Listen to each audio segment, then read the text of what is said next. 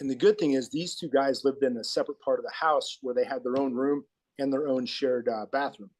So what I did is I took a can of like heavy industrial strength pepper spray, and I just sprayed it on the toilet seat.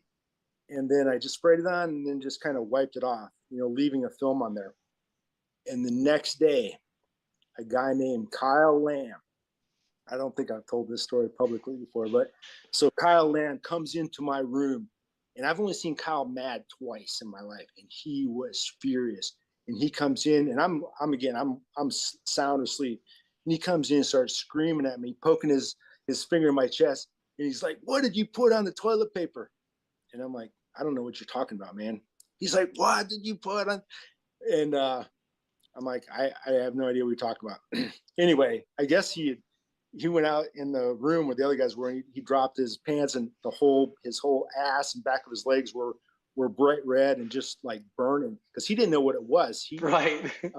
Make sure to catch the full episode tonight at 9 p.m. Eastern on OutKick.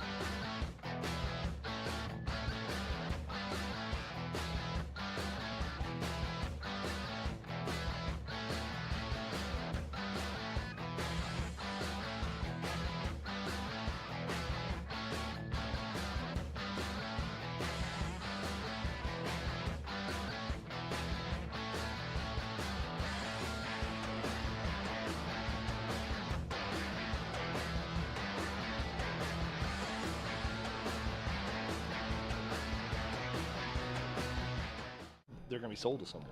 OutKick 360 rolls on from 6th and Peabody with Yeehaw Beer and Old Smoky Moonshine.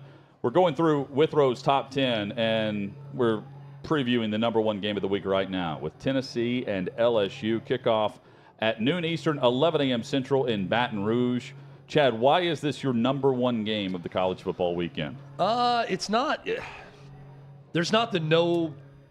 This weekend lacks the no-brainer, okay, this is the top 10 matchup. This is what everyone's going to be paying attention to. I think this is going to be the highest-rated game of the weekend. I really do. I think that 11 a.m. slot on ESPN is going to be the most watched because... More than...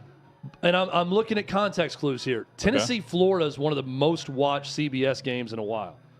A couple weeks ago. People like watching this Tennessee team play offense. Sure. You got the Brian Kelly factor at LSU. Yes, they stubbed their toe in week 1 against Florida State. Yes, they also are 2-0 in the SEC right now with wins over Mississippi State. That looks like a great win right now. They beat Auburn a week ago after falling behind 17-0. So there's some star power in this game with Brian Kelly versus Hendon Hooker, who's now squarely in the Heisman discussion at this point in the year, and Tennessee's offense. And it's two teams that historically are really good college football programs. Both, top 10, top 15 all time in wins that don't meet that often.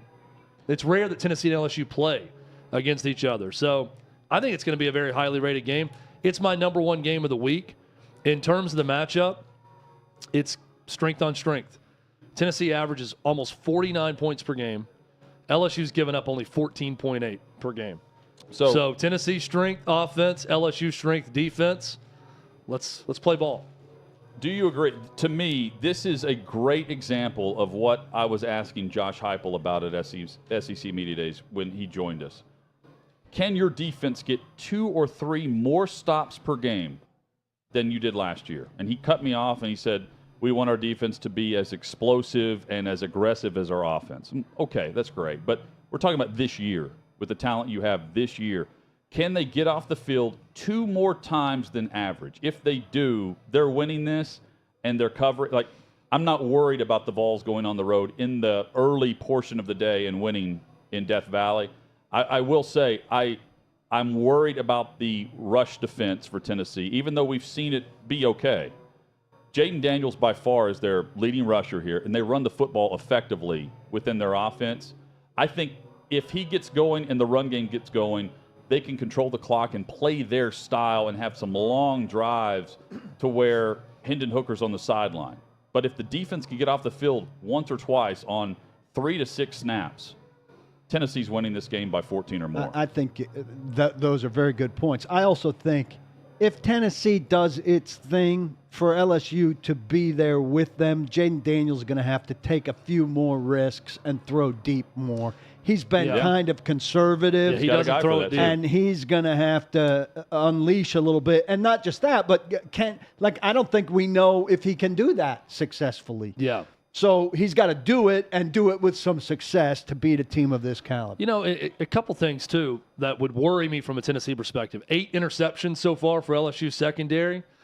They've given up a ton of yards. They've also turned people over on the other side. So can Hendon Hooker continue to not make the big interception, not throw an interception at all, which he hasn't done so far this year?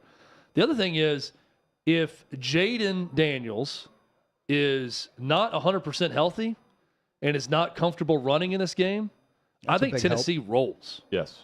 I really think his health is something to watch. He left the game against Auburn, and there's not a lot of talk about that this week. And Brian Kelly's, he'll be fine. He'll be ready to go. But if he's slowed, that's where Tennessee's defense can look competent. Look at the second half against Pitt when they had a backup quarterback who couldn't run. Tennessee's defense looked good in that second half when the threat of the run wasn't there. If that happens against LSU, I think that's a huge advantage for Tennessee. Definitely. And most of Daniels' rushing yards come on scrambles, where he just improvises. He's only had 59 yards on design runs for him, but he has 325 on the season. And the knock on him is he's a little too quick to abandon the pass play and try to scramble. If you can't, that explains no shots because nothing's developed. If you can't throw on this Tennessee secondary, you're not throwing on an SEC secondary. Right. Yeah, there's going to be opportunities with those receivers in this secondary. Tennessee benefits because it's an early morning game there. They should benefit coming off the bye. I hope for their sake they start fast, because if they don't, this is an LSU team that can win this game, and that's why they're only a 3-point favorite on the road, 2.5 now. Headlines next, plus upset picks in the NFL and OutKick 360. If you're looking for a place to bet on a game today or a futures wager, head to OutKick's Odds Finder, outkick.com/odds. It's where you'll find spreads, totals, and moneyline odds for every upcoming game. I love it because it's super easy to navigate. Bookmark outkick.com/odds and make OutKick bets a part of your daily sports betting routine. For bets decided by season-long results, head to OutKick's Futures Finder, outkick.com/futures. Just select your state, place your bet. It's honestly that simple. And similar to the Futures Finder, the Prop Bet Finder allows you to search by player, team, or game for any sport. Check out the outkick.com/props, and from there, click the odds tab. You'll go directly to the sports book to place your bet. Boost your game day experience with OutKick Bets. OutKick.com/bet. Get the edge with OutKick Bets.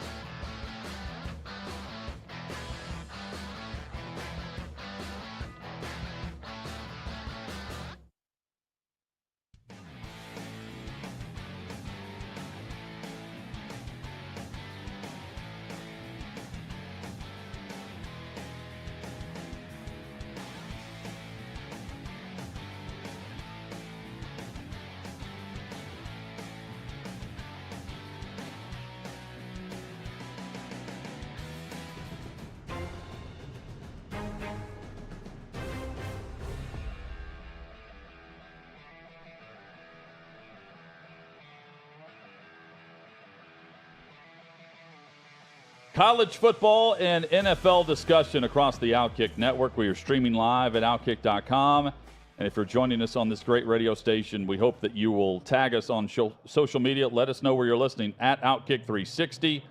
You're a season ticket holder. Gentlemen, a lot to discuss over the next couple of hours. We're with you for the next 2, and we will have Glenn Gilbo from OutKick.com joining us in hour number 3, where he's live in Baton Rouge, getting ready for Tennessee and LSU, Withrow's #1 game of the week, and it kicks off first on the big slate. So SEC-wise, here's your slate of games tomorrow. In terms of biggest game in the time slot, you've got Tennessee-LSU that kicks off at noon Eastern, 11 a.m. Central, or minutes after. 2:30 Central, 3:30 Eastern, Georgia and Auburn. And then the nightcap on the doubleheader on CBS, you've got A&M on the road in Tuscaloosa, where I think if we had to place bets before the season, the storyline was Jimbo Fisher, Nick Saban offseason feud. They won in overtime a year ago. Alabama's looking for revenge with their starting quarterback returning as the Heisman Trophy holder, and also the favorite going into the season, other than C.J. Stroud. And now it's about whether or not Jimbo Fisher is well, we know he's not worth the $90 million buyout. But can he do anything? Yeah, exactly. Like, are they actually going to do anything offensively? And from the Alabama side, is Bryce Young going to play? That's the other thing we've got to figure out. So Aaron Wilson, has a report from Pro Football Network that says sources tell Pro Football Network Bryce Young not playing. Jalen Milroe will start. I don't know if you got my joke earlier. I said that he knows – Aaron Wilson must know Bryce Young's agent. Because Aaron Wilson's very tied in the NFL community, but I don't know how he would get to Bryce Young. By the way, a year ago, that was not an overtime game. I don't know. I believe they kicked the field you're right, goal yeah. at the end at of the regulation. That's fair. That's my bad. It felt like overtime, Chad, with you. It was, it was a long On game. your date night. We on our date night in College Station. My date night with Billy Lucci and Johnny Manziel. I was on the sideline when that ball went through the uprights. I was in the third quarter. I was on the sideline. I sent Chad a text as I was charging my phone with Jamie Erdahl's phone charger on the sideline. All you sideline people. Yeah, and it's the only outlet on the sideline. And she had her phone connected, and I looked at it. I'm like, hey, Jamie, do you mind if I charge my phone because I need to text Chad, who's up in the stands, to get him down here because we only have one sideline pass? Sure. So I charged it enough to text Chad. Then we swapped, and he came down for the fourth quarter, and you were in the middle of the crowd surfing and somehow made your way up to us, which was awesome. You were very big on I was like, no, it's time. okay. Yeah, you he can didn't stand want there. it. And I was like, no, you really need to come hang down up here first. You need to. He was No, adamant. I demanded it. Yeah, he was adamant. He's like, no, you're going up here. It's coming down here. It's worth it. And I did. And I thank you for making me do that because it was well worth it. What a game. What an atmosphere. And so Tuscaloosa's fun. It's not going to be that if Alabama wins, right? But if A&M makes this a game, I think it's more of the same. It's when will A&M learn their lesson offensively in order to put together a season that everyone expects when we buy into it? Like, when will they adapt offensively to what we see across not just the SEC, but college football, and now, quite frankly, 2/3 of the NFL? Not this week. Hutton, it's over. That's what I'm saying. I really not think, this week, not this season. Well, but with your scenario, they don't go shock the world for a second straight year, right? They shocked the world a year ago. No one expected that. It was a great game. One of the best I've If seen they in don't person. do that again with 3 losses now, with a loss to Appalachian State, a blowout loss to Mississippi State, if they go get blown out by Alabama, there's nothing they can do this season that would salvage things in the eyes of their fans other than, and they're not going to fire Jimbo Fisher either. But let's say they go 8-4, 7-5, whatever, 6-6, and they go to a low-level bowl game. It's all about Jimbo Fisher relinquishing play calling duties and hiring a coordinator. To me, Which, that's by it. the way, never mind. You go try to spend a lot of money on a big-time coordinator. To when come you in. invest that much money in your head coach, and now you have to go invest that much, high stakes coordinator money in a coordinator, that's a loss in and of itself. Coming up, we'll get back into the top games for college football. Draymond Green, TMZ comes up with the content that no one else can get their hands on. They're unbelievable. TMZ with the video, the exclusive video of Draymond Green punching his teammate in practice, where he follow the arrow cold if you're clocks watching him with all of this, and everyone's reaction after practice here was, these things happen, and everyone within the organization for the Warriors, they're thinking this video doesn't get out, right? And then you see the shove coming up here, two-hand shove, and then the knockout. Boom! Where the knees. That's a good punch. Yeah, the knees buckle. This is a KO. This is a TKO in the UFC. This is picture perfect. He pushes him back, which gains some space that gives his arm just the right amount of room to really snap him. But Jordan Poole continued to practice after this. That's impressive. He returned to practice after this. And the big thing I take away from this video as we watch it for a third time here, watch the coach in the background just puts his hands on his hips as he watches. Yeah, he lets the players police it. Whatever. They're coming to police. Like, whatever. It's looking up like, oh, goodness. Why is this happening during this practice? Steph Curry was interviewed about it, and he said someone asked about there's been a tweet and a report that Jordan Poole's attitude has been different because he's negotiating a contract extension. And Steph Curry said that is complete and total BS. He backed Jordan Poole. He said his attitude has been no different. There's nothing, whatever was said about contract negotiation has changed him. My point being, it was pretty clear with what Steph Curry was saying without saying it that Draymond Green is 1,000,000% in the wrong in this to punch a guy after a shove, after some trash talk led him to get in his face and chest bump him. And we just watched the video. First contact is made by Draymond Green. Chest to chest. He goes up and moves him with his chest and gets in his face. And then the double shove. And I'm sorry, but the natural reaction is to shove someone off of you if they do that. It's not completely normal to follow it up with a haymaker that knocks someone unconscious. Draymond Green needs to be suspended by the Warriors. I don't know if this is a league issue. To me, this is a Warriors issue. They need to do the right thing and suspend him for a long time. He came back to practice the next day, apologized to his team, and left. He was not allowed to practice. We know that. He didn't stay. He left without anyone else after apologizing to, I'm guessing, Poole and his teammates. It is not punishment to miss NBA practices. No, he's going to miss games. That's a gift. And maybe he gets – look, maybe – well, now that the video's out. Maybe they just say this isn't worth it anymore and they cut him. I don't know. No. I don't think No, they're not getting there. But the video's out here, so it goes back to – so I immediately thought of two things. Number one, the teammates and the organization are willing to put up with Draymond Green when it happens to another team in a game, right? You can deal with it because he's your guy. No one likes it. He's your guy that no one likes. When it bleeds over to instances like this preseason, then it becomes a team issue that you worry about because it's within your locker room. It's not on the court against your opponent. So that's number one. Number two. Now here, let me also differentiate here. Yeah. To my knowledge, he's never cold cocked someone on a basketball court in an NBA game. No, but he's been ejected and suspended. Yeah, he's crotch-shotted people. He's got temper. He's kicked people. He's grabbed crotches. He's trash talked. He's shoved. He has come through and waylaid someone as they're going up to try to dunk it. Yes, there have been issues.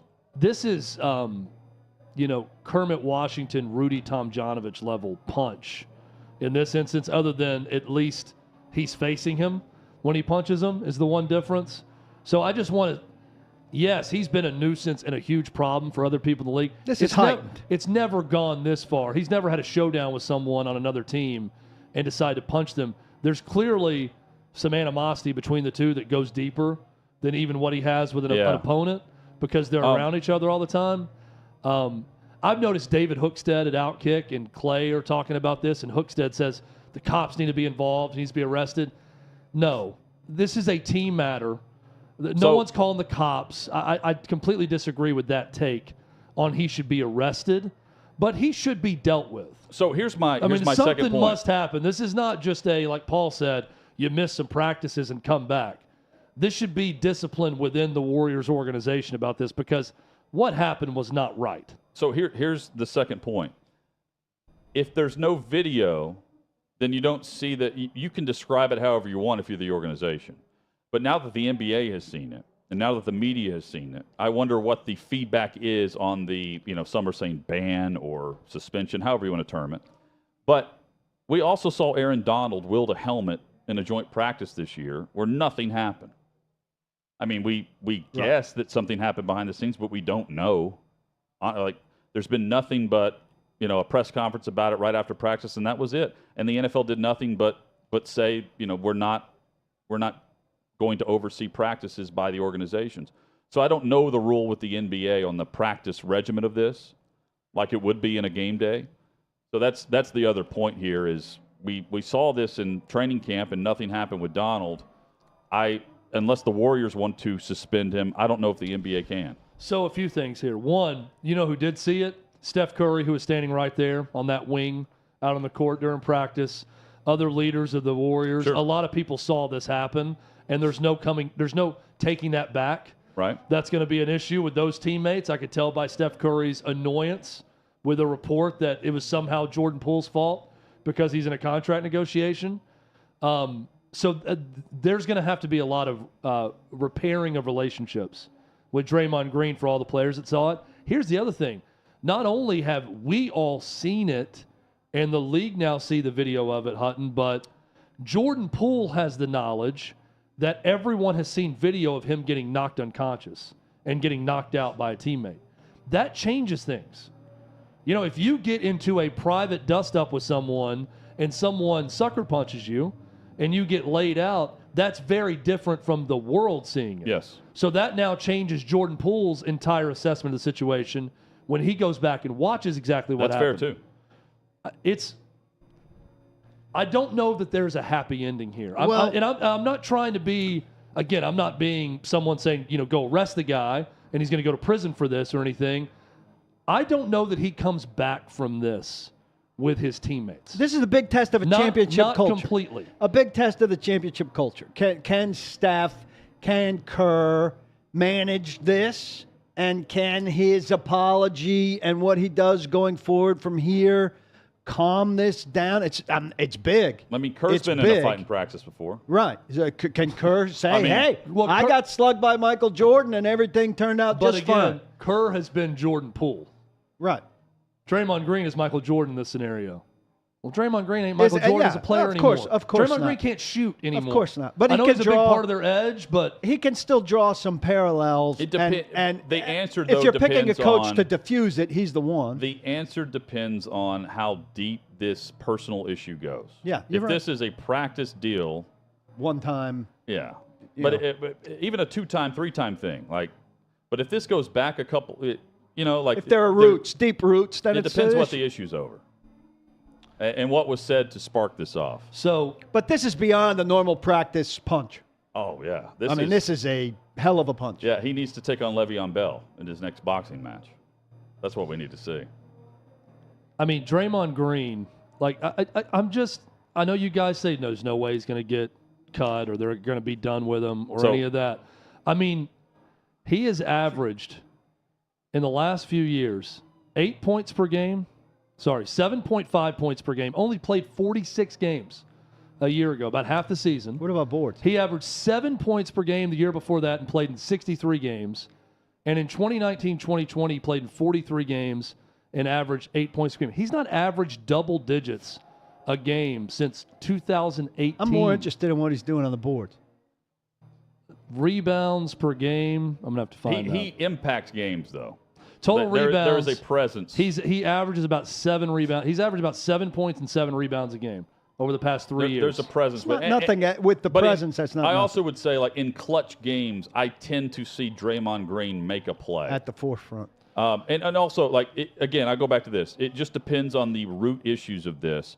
The Warriors, by the way, let's also add this into what you're saying about Steph Curry's reaction. Someone within the organization leaked that video. I was just going to say, I'd like to get to the bottom of how the Warriors are where that came from. But was willing to get paid and risk everything to leak the video of Draymond Green clocking Poole. What are you getting, a couple $100,000 for that? I don't know. So ESPN has reported that the Warriors, when you were talking about legal action, The Warriors are taking, quote, every legal course of action to discover how the video of Draymond Green punching Jordan Poole during a scuffle at practice on Wednesday was made public. I would be scared if I took that video based on the angle. I mean, all right, who's in that spot? But it doesn't probably, matter who's in the spot. You just need down. access to the tape, Again, not the spot. Yeah, you can narrow it down pretty quickly, I bet, of but who has access to that security practice footage. Yeah, but I would think that's a larger number than what you would expect. Yeah. There's no way it's cell phone? No, I think this is a practice. That was practice footage. Yeah. I don't think that's anybody's cell phone. I think they're more worried about who has access to it than who is filming it. It's very much, Paul, to me, a static camera shot that's not moving, of just a half-court shot. Yeah. Can you imagine that's the on fear? A camera that's fixed. This is a typical crime movie thing where you have exchanged, you have taken money in exchange for fear. But the cell phone. You've got the money, but now you wake up every day fearful of if you're getting busted or not. Now, your cell phone, I would buy if you told me a cell phone was recording a screen of the video they were watching. Yeah. Right? Yeah. So it could be a lot of people. It could also be a security camera, for all I know. But how many people are in? The question is, I would think there are more, like you said, there are more people in there than you think. Yeah. Otherwise, there's no way you're doing this. Because if they can narrow it down to 6 people, you're getting burned. Jordan Poole, by the way, averaged almost 20 points per game a year ago for Golden State, compared to 7.2 for Draymond Green. I'm just saying, Draymond Green ain't Michael Jordan. He can punch Steve Kerr and come in and apologize, and everybody's going to take that apology and move forward. I don't get the sense that everyone's in love with Draymond Green in that locker room, especially after this. We've seen team fights before. We've seen the Rams fight each other. Well, but it just depends on the backstory with this. That's all. And I think the players are reacting, Chad, to your point. They know the backstory of it based on what's been floated out there with Jordan Poole. And that's why Steph Curry reacted the way he did to it. Right? You would think. Setting the record straight. Yes. And I think I'm going to go ahead. I'll go on a limb here. I don't think he's going to play for the Warriors. I think this will prompt a trade. That's a big prediction. Or a cut. I think that he's going to get traded is the more likely scenario. I don't think he's playing with the Warriors again. I think him coming in to try to apologize and then being, as the report said, basically escorted off the premise to go to his car and leave before practice started the next day. His comments were I don't think he he's a Warrior expected to be anymore. fined and suspended. That was his thoughts right after. And this was before the video got out. So it was quite the punch, though. I mean, I want him in my corner of the two. If we're gonna go down to like Bullock says, these guys don't want to fight. No one wants to fight Draymond Green based on that throw. So Jordan Poole couldn't get up to fight. Yeah. Well, I mean, he was standing. Fight was over Briefly. He might have wanted to fight. Ricky, fight was over. Ricky in West End tweets us. Ricky. By the way, you can always tweet us at OutKick360. Hit us up on the YouTube chat. Plenty of ways to interact with us. He says to me, if someone sucker punched you on set from the OutKick crew, first off, would not happen. No one here would ever cross me. Except for Matt. We're a peaceful show. Except for Matty Ice, who we know is a fighter. He's definitely a fighter and not a lover. Yeah. I'm not sure why sporting events teams are held to a different standard. I would be on disability and using crutches for the next decade in civil court, golden ticket. Now, this to me is the classic example of sports are different, especially when it comes to physical altercation. In a sports setting, locker room, practice, games. I've been in plenty of physical altercations playing sports in my life that I would never be in a normal business workplace setting. Now, having said that, I would take no issue with Jordan Poole if he was injured in this and press charges. Like, I would not have a problem with that. My point is, I don't also immediately jump to the Warriors should call the cops and file a police report. Yeah. If Jordan Poole has concussion problems or broke his jaw or wants the medical part of it covered and he wanted to press charges or file suit or whatever, I have no issue. I'm not going to criticize Jordan Poole for doing that. He has every right to do it. I don't take issue with it.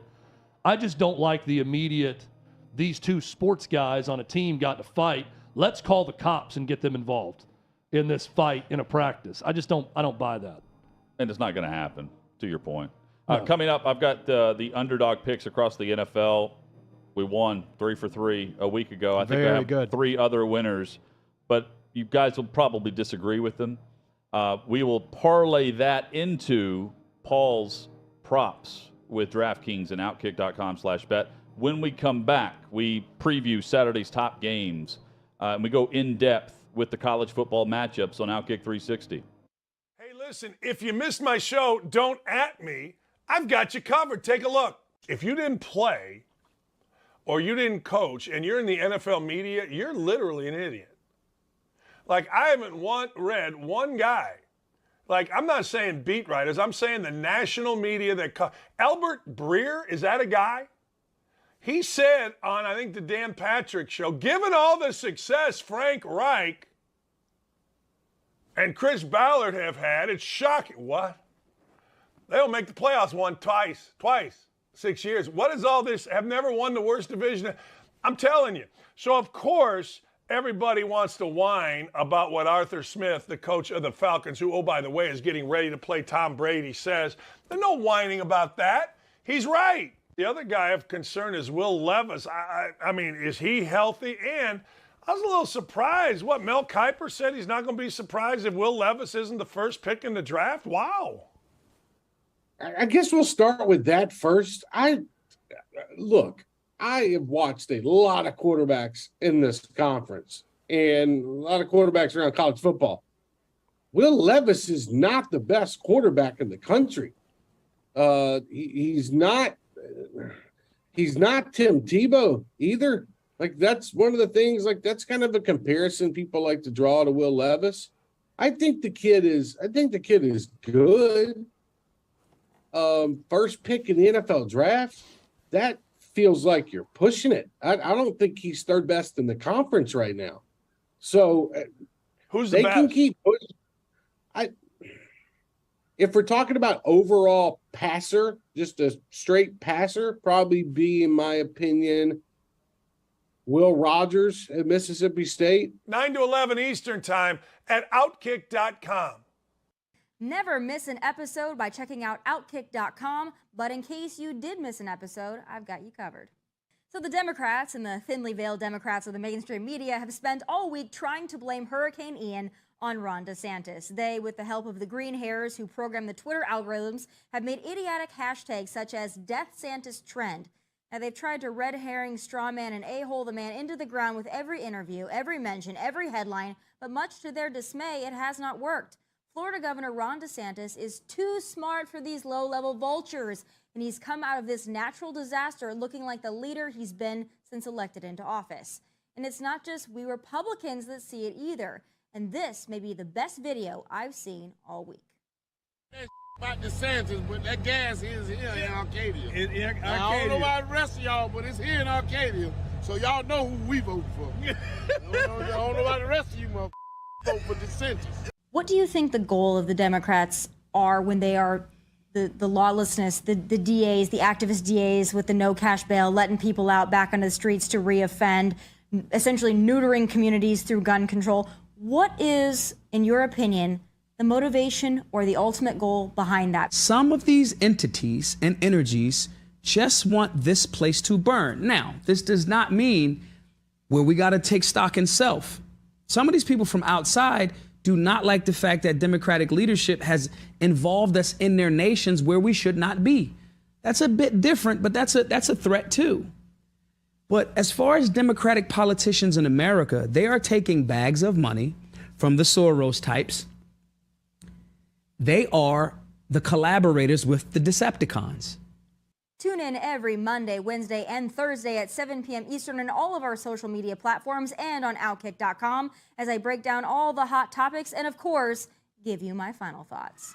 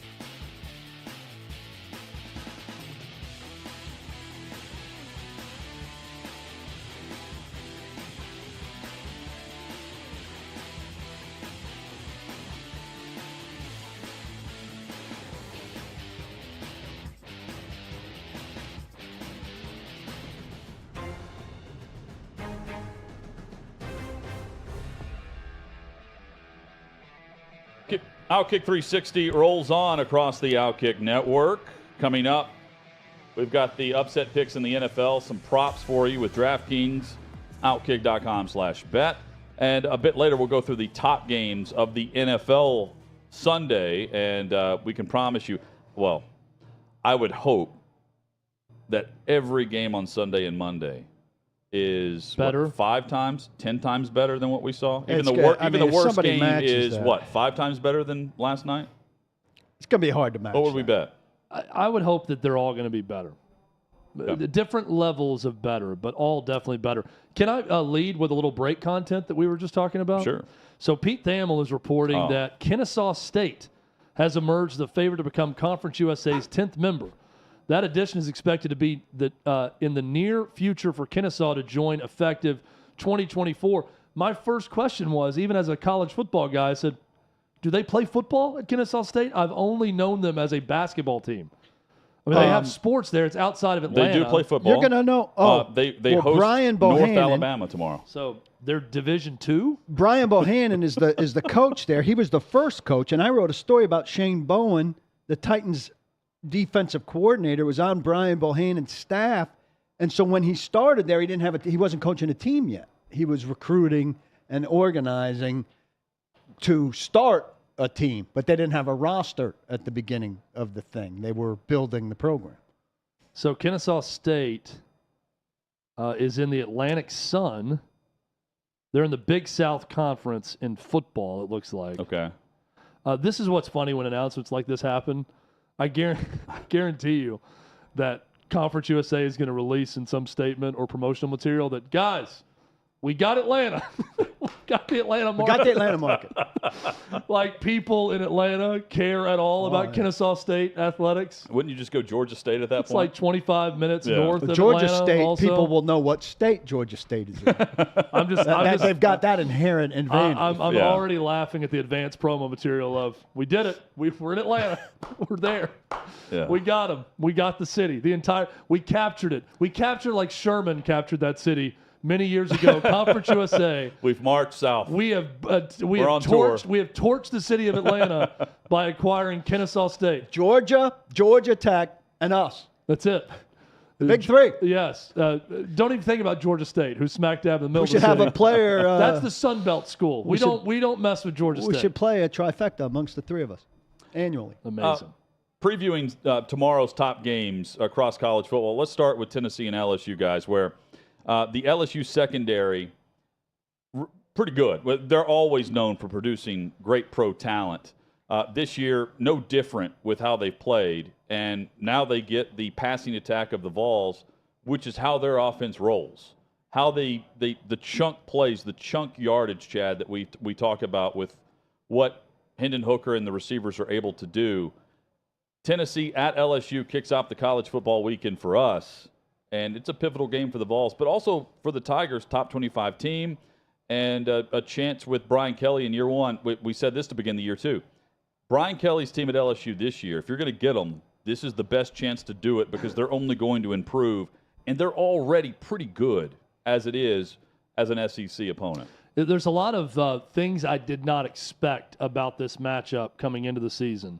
One is that it's a legitimate chance for Brian Kelly to get a signature win in year one. I thought it would kind of be of two teams pretty much the same and a coin toss type game for LSU and Tennessee. And it still may be a coin toss type game, but it would definitely be bigger for LSU from an upset standpoint to beat a top 10 ranked Tennessee team at home in this game. Their secondary is comprised entirely, I believe their entire starting secondary, safeties and corner, except for maybe one, transfers. New players this year. They took a lot of transfers at LSU. It's been a mixed bag. They are dangerous in the secondary with their ability to create turnovers. Yes. They also gave up 330-something yards to Robbie Ashford of Auburn a week ago. And there were a lot of wide open guys in the secondary, running through that secondary for Auburn. That's not good for them. But they held Will Rogers and Mississippi State in check also. So they've shown a little bit of good and bad in that secondary. It's going to be a fun game tomorrow at 11 a.m. Central Time. And I don't get the sense that Tennessee plays tight in this game. No. I just don't. I don't get that vibe. I don't get that vibe. And if they play their game, they're winning this game. I I think there are a lot of doubters that are looking at LSU and the fact that they're hosting this game. I would feel different, I admit, if it's not 11 a.m. Central. I would look towards, under the lights. There's just a different energy at the stadium. I'm not feeling it. Well, we'll ask Glenn Gilbo coming up in an hour on that. Look, we always reserve 30 minutes with everything that we watch in sports. We on this show will reserve the right to come back on Monday and say, hey, we were wrong. Oh yeah. Sure. Tennessee, for whatever reason, played scared in that game or didn't look ready or whatever. But I, for one, would be shocked if at any point this season Tennessee loses a game because they're scared or they're not ready or the moment is too big. I think if they lose, it's because they can't stop anyone throwing the ball because the secondary is really bad and they fumble the ball. They turn it over and they stop themselves offensively. I don't think it's going to be because of nerves, and I think that's top down. That's just Josh Heupel's demeanor. He's very much the optimistic type guy who's pretty easygoing and, hey, let's go play ball. Let's go have fun. Let's go win. It's not just it's not rec league sports, but I think his carefree demeanor has kind of transcended that locker room to where they're not going to play tight. What is the we were talking about this earlier this morning. What is the over-under in this game? It's close to 70. It's not 70, though. I want to say 64 and a half, maybe. 64! I mean, this is a high-scoring game because the chunk plays that we're discussing, to give LSU some credit, too, LSU can hit some chunk plays against Tennessee as well against their secondary. And if you look at the numbers, they allowed big numbers through the air for Florida State and Auburn, which we saw a week ago that Chad mentioned. 337 yards for Ashford, 8.99 yards per attempt. And LSU has allowed 16 passing plays of 20 yards or more this season. That is exactly the same number as the Vols. So if you're thinking of the secondaries and the explosion offensively, Jaden Daniels can hit it too, albeit it's in a different style than Hendon Hooker. They can hit some big plays against Tennessee. Tennessee should hit these same plays, and they should do this throughout the game. I think they start fast. What they need, and we mentioned this earlier in the week, they need a quick start like we were used to seeing last year from this offense. Yeah. That's what the first quarter. The way LSU has started poorly in their big games, if Tennessee can lay a haymaker in the first quarter of this game, they could be so far ahead that it's not going to matter what their secondary looks like. By the way, over-under is 65 in this game. One player to watch for LSU, if I'm putting my money on someone who's going to have a big game, Mason Taylor. Jason Taylor's son. That's the tight end, freshman.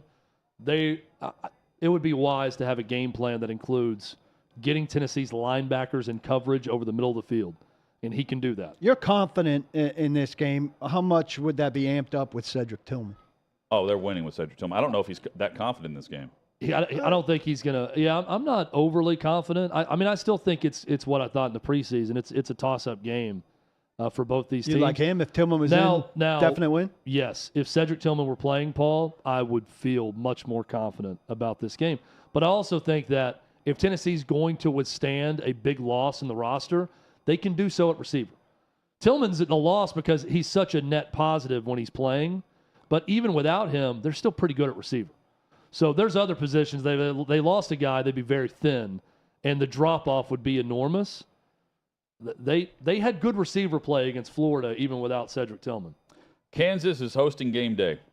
They continue to win. Last week was not pretty, 14-11. They continue to win and remain unbeaten against TCU. That can also put up some big numbers offensively.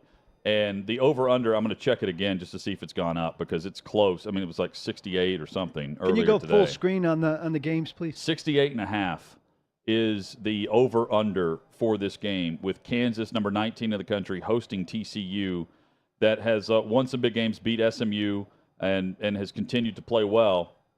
And it's TCU on the road, favored by 7 against the Jayhawks. Can Kansas keep it going? They're facing a gauntlet of teams now in the conference. It's not. I don't think this lasts. I want it to continue to last another week or so with the hype, the better. The fact that they're in Lawrence, that get things going with some hype here with Leopold and other things. Chad, come on, I'm all in on Kansas for this game, even though TCU is the heavy favorite. So take the over. Yes, report from Pete Thamel earlier today. This is important for this game. Sources: Kansas is beginning a stadium overhaul project that's projected to cost hundreds of millions, a sign of the school's investment in football.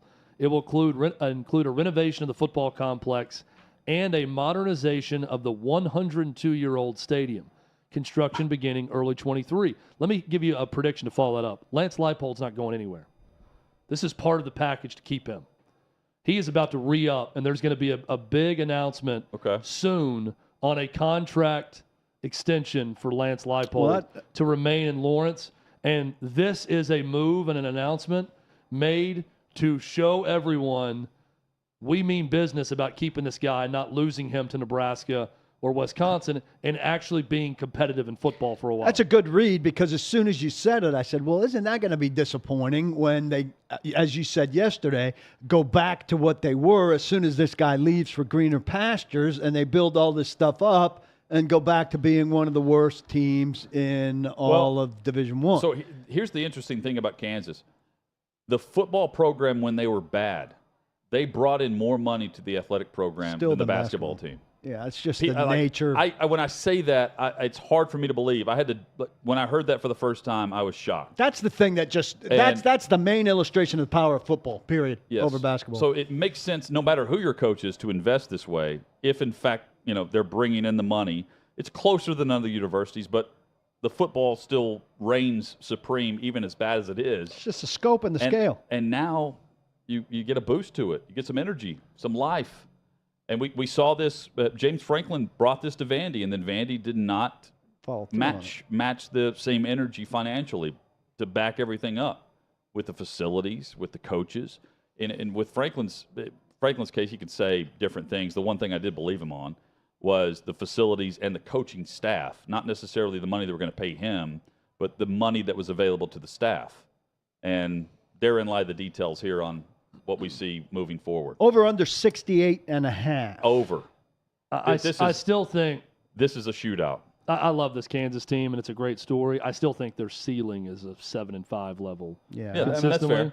They're a team that they could go on a nice 6 or 7 year bowl run. Yeah. But it's not going to be much better than that. But hey, good for them. Football's what drives everything. That's what makes the money. That's the revenue generator. So reinvest back in football. And by the way, that Kansas stat, I think that's true for every Power 5 program that has both Power 5 football and basketball. I'm not talking about, Seton Hall, which is a step down in football, or Georgetown, that their basketball programs will make a lot more as the big Division I power as opposed to football, with the exception of maybe Duke. How about Connecticut? Duke may be the one that actually brings in more basketball than football. How about Connecticut? UConn would not Power 5. Again, I'm talking Power 5.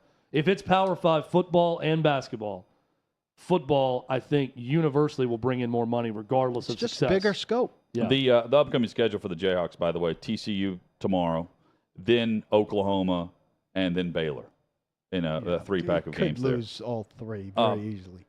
We get to the Texas-Oklahoma matchup, and it's weird not seeing the teams ranked in this game as we get to the OU and UT rivalry in the shootout. What's interesting here, you have the 4 Big 12 matchups this weekend, and this is the only game that does not feature a ranked team.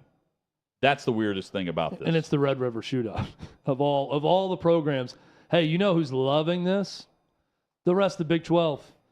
Because these are the 2 programs that spurned your conference to leave for the SEC, and they are both limping into this game. And they are limping out of their own conference right now, which is pretty shocking to me. Yeah. Season's young.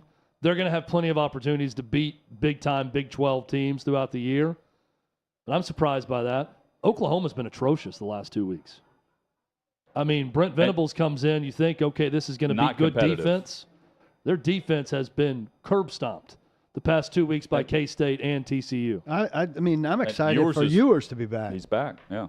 Last we saw him, right, in the Alabama game? Yeah. Yes. Yeah, and then the hope was he was going to be back for the rivalry matchup here. I'm excited to see General Booty. That's what I want to see for Oklahoma. Hopefully he gets his chance. Utah and UCLA, to me, the most interesting game of the weekend outside of the SEC is right here. And I think there could be a home-like atmosphere for Utah because UCLA does not have a home crowd. So UCLA, I think the Rose Bowl is like 80,000, maybe more capacity. It's a big stadium.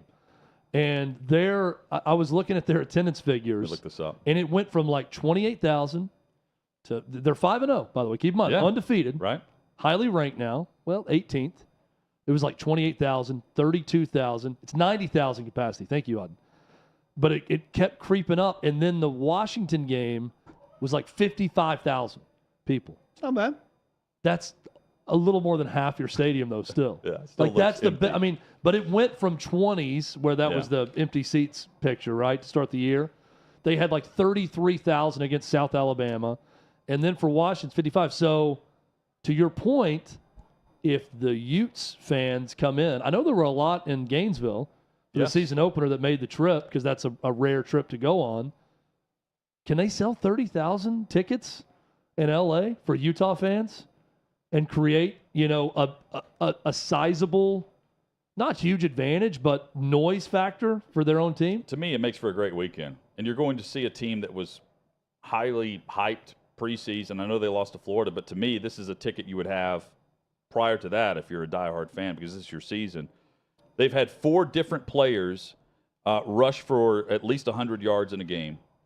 And they've also had 6 pass catchers with over 100 yards. They've been spreading it out since the last time we've watched them on a national stage against the Gators. So I'm intrigued to watch them against UCLA, because I think they can have a statement-like performance, because I think most people now are gravitating to this based on UCLA, not Utah.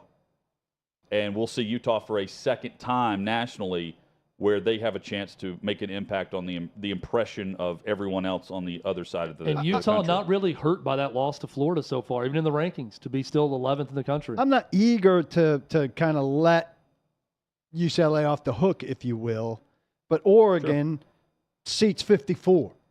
Well, it's not so if they're drawing 55 last week for a big game, I'm not going to crush UCLA.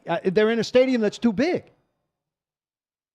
Oh, this is, it's the Rose Bowl, though. Like I understand. It's but in modern times, 90 is too big for a college football stadium in Los Angeles. They need, I agree, they need to do what Baylor did and others, where they go to 48,000, 50,000 seat stadium. But you also can't get rid of the Rose Bowl for the game. No, you can't. So they're in a bad spot. We're not talking about Washington State here. That's my point. I understand. You've got Chip Kelly as your head coach. This isn't the 60,000. I think it's tough in Los Angeles to draw 90,000 to I'm not expecting college football. You guys are focusing on the 55,000. I'm focusing on the average attendance through the first part of the season, which is half I'm of not that. even. Look, I just in general, I'm focused on the 45,000 empty seats, even in a good day. That's a problem. Yeah, you raise an eyebrow to it, because it's just odd and awkward when you see the stadium. I'm trying crowd. to look at the whole Pac-12, but I'm having trouble finding it. Coming up. Thank God for Kevin Warren in the Big Ten with that bailout money for UCLA. Coming up, we jump into the NFL. I've got the upset picks for you. We've got PK's props and much more on OutKick 360. Hey, this is David Hookstead, host of American Joyride. On our latest episode, I sat down with Army veteran and former operator Jesse Betcher to hear stories about his time in the service just like this. This is one of my favorite questions. I love asking, what's the funniest thing you ever saw while deployed? Oh, man. There's some funny things. So people, I don't know, they think combat is all like, killing and blood and guts, whatever. Man, I laughed every day overseas. We got into a couple, I can't think of the funniest thing, but something that just comes into my mind. It was a couple little pranks. And I'm not a big prank kind of guy. Me either. And so if somebody pulls a prank on me, I will log it, but I usually won't retaliate, because I'll think about it. And then but if it happens again, I'm going to get you back. If you pull a prank on me, I'm going to get you back like so much worse than you got me. And my kids know that. So there's no pranking that goes on in this house, because my kids are well aware that they want, as an example. So we, over in Iraq one time, those old alarm clocks with 2 bells on top and the big dinger in the top? Yeah. So there was one of those in our in our safe house. I don't know where it came from, but it was an electric one, so you didn't hear the ticking noise. So it was silent but it still had the big dinger with the bells on top. Anyway, so we're, like I said, we do stuff at night. So in the daytime, we sleep. Well, somebody had, we build these like bunks out of plywood and 2x4. So we had these wooden bunk beds, and somebody had taken some Velcro and stuck this thing up underneath my bed to go off at like 11 a.m., which is like right in the middle of my level 4 REM sleep, and this thing is super loud, and you wake up and it's completely dark in there because we blacken in all the windows to keep the sunlight out so we can sleep. So I wake up and this thing's going off and I can't find it because it's Velcroed up under the bed, and I didn't do anything. And then it happened again. It was hidden up kind of like in behind a bookshelf. Like a week later, it goes off again in the middle of my sleep cycle. And I don't know who's done it yet, but there's 4 of us in this room. So I know it's not one of those 3 guys. So there's only probably 8 of us total in the house. So I'm like, okay, I got to narrow it down to 4 guys. And then it goes off a third time. This time they got real creative and they put it up in a ventilation duct where they actually had to unscrew the grate in front of the vent, put it inside there, and then screw it back on. So I couldn't even get to it to turn it off. But now I had it narrowed down to 2 guys. And the good thing is these 2 guys lived in a separate part of the house where they had their own room and their own shared bathroom. So what I did is I took a can of like heavy industrial strength pepper spray, and I just sprayed it on the toilet seat. And then I just sprayed it on and then just kind of wiped it off, leaving a film on there. And the next day, a guy named Kyle Lamb, I don't think I've told this story publicly before, but so Kyle Lamb comes into my room, and I've only seen Kyle mad twice in my life, and he was furious. And he comes in, and I'm sound asleep, and he comes in and starts screaming at me, poking his finger in my chest, and he's like, "What did you put on the toilet paper?" And I'm like, "I don't know what you're talking about, man." He's like, "What did you put on?"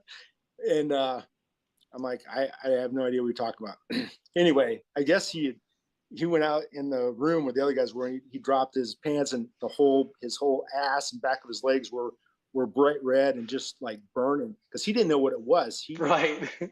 Make sure to catch the full episode tonight at 9 p.m. Eastern on OutKick.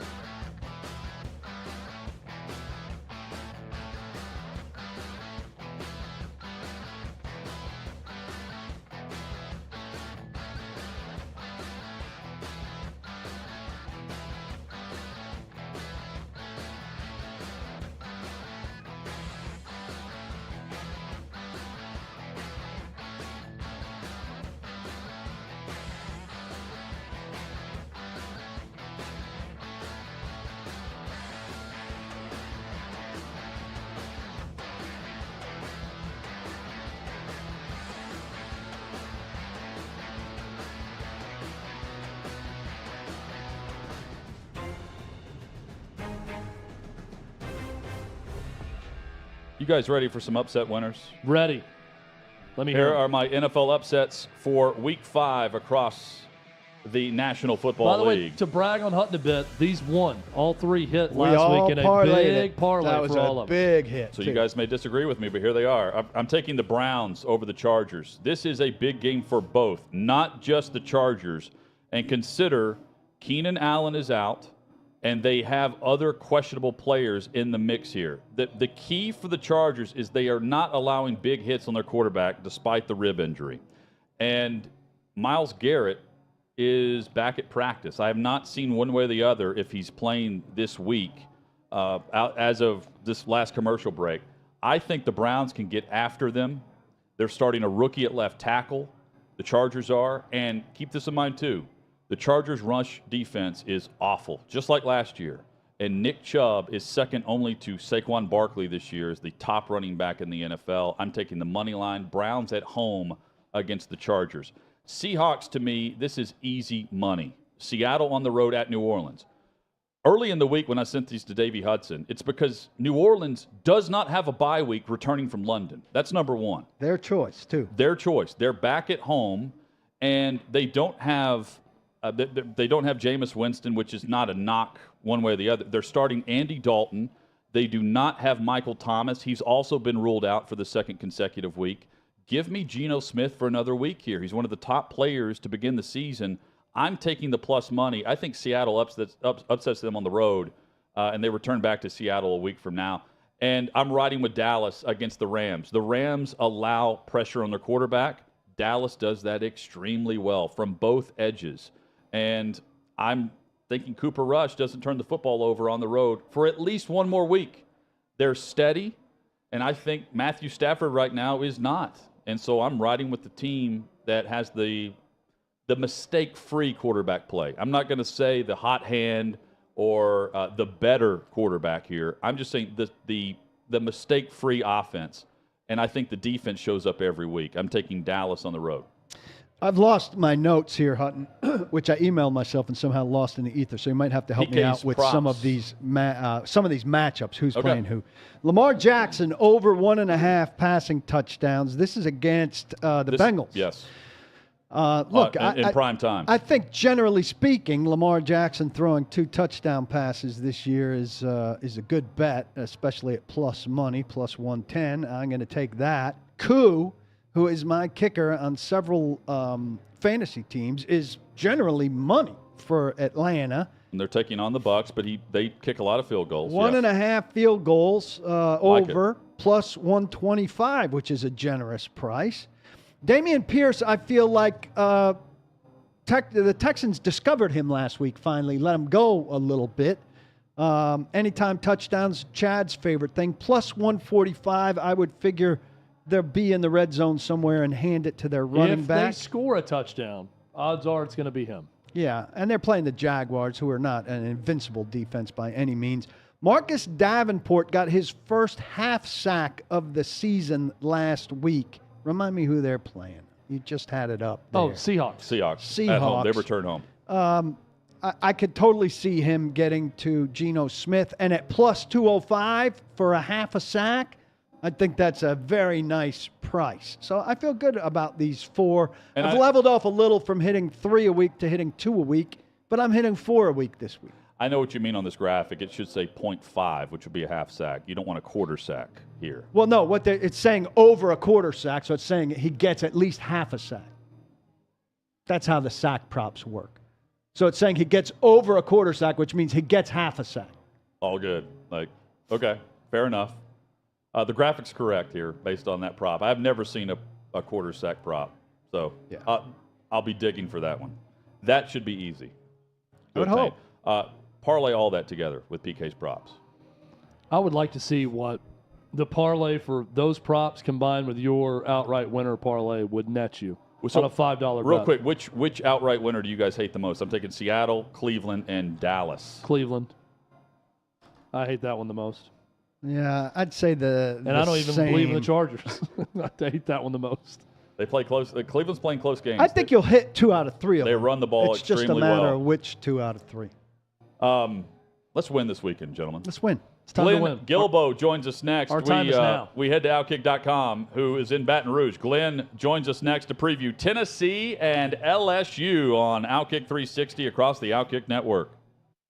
If you're looking for a place to bet on a game today or a futures wager, head to OutKick's Odds Finder. OutKick.com/odds. It's where you'll find spreads, totals, and moneyline odds for every upcoming game. I love it because it's super easy to navigate. Bookmark OutKick.com/odds and make OutKick bets a part of your daily sports betting routine. For bets decided by season-long results, head to OutKick's Futures Finder. OutKick.com/futures. Just select your state, place your bet.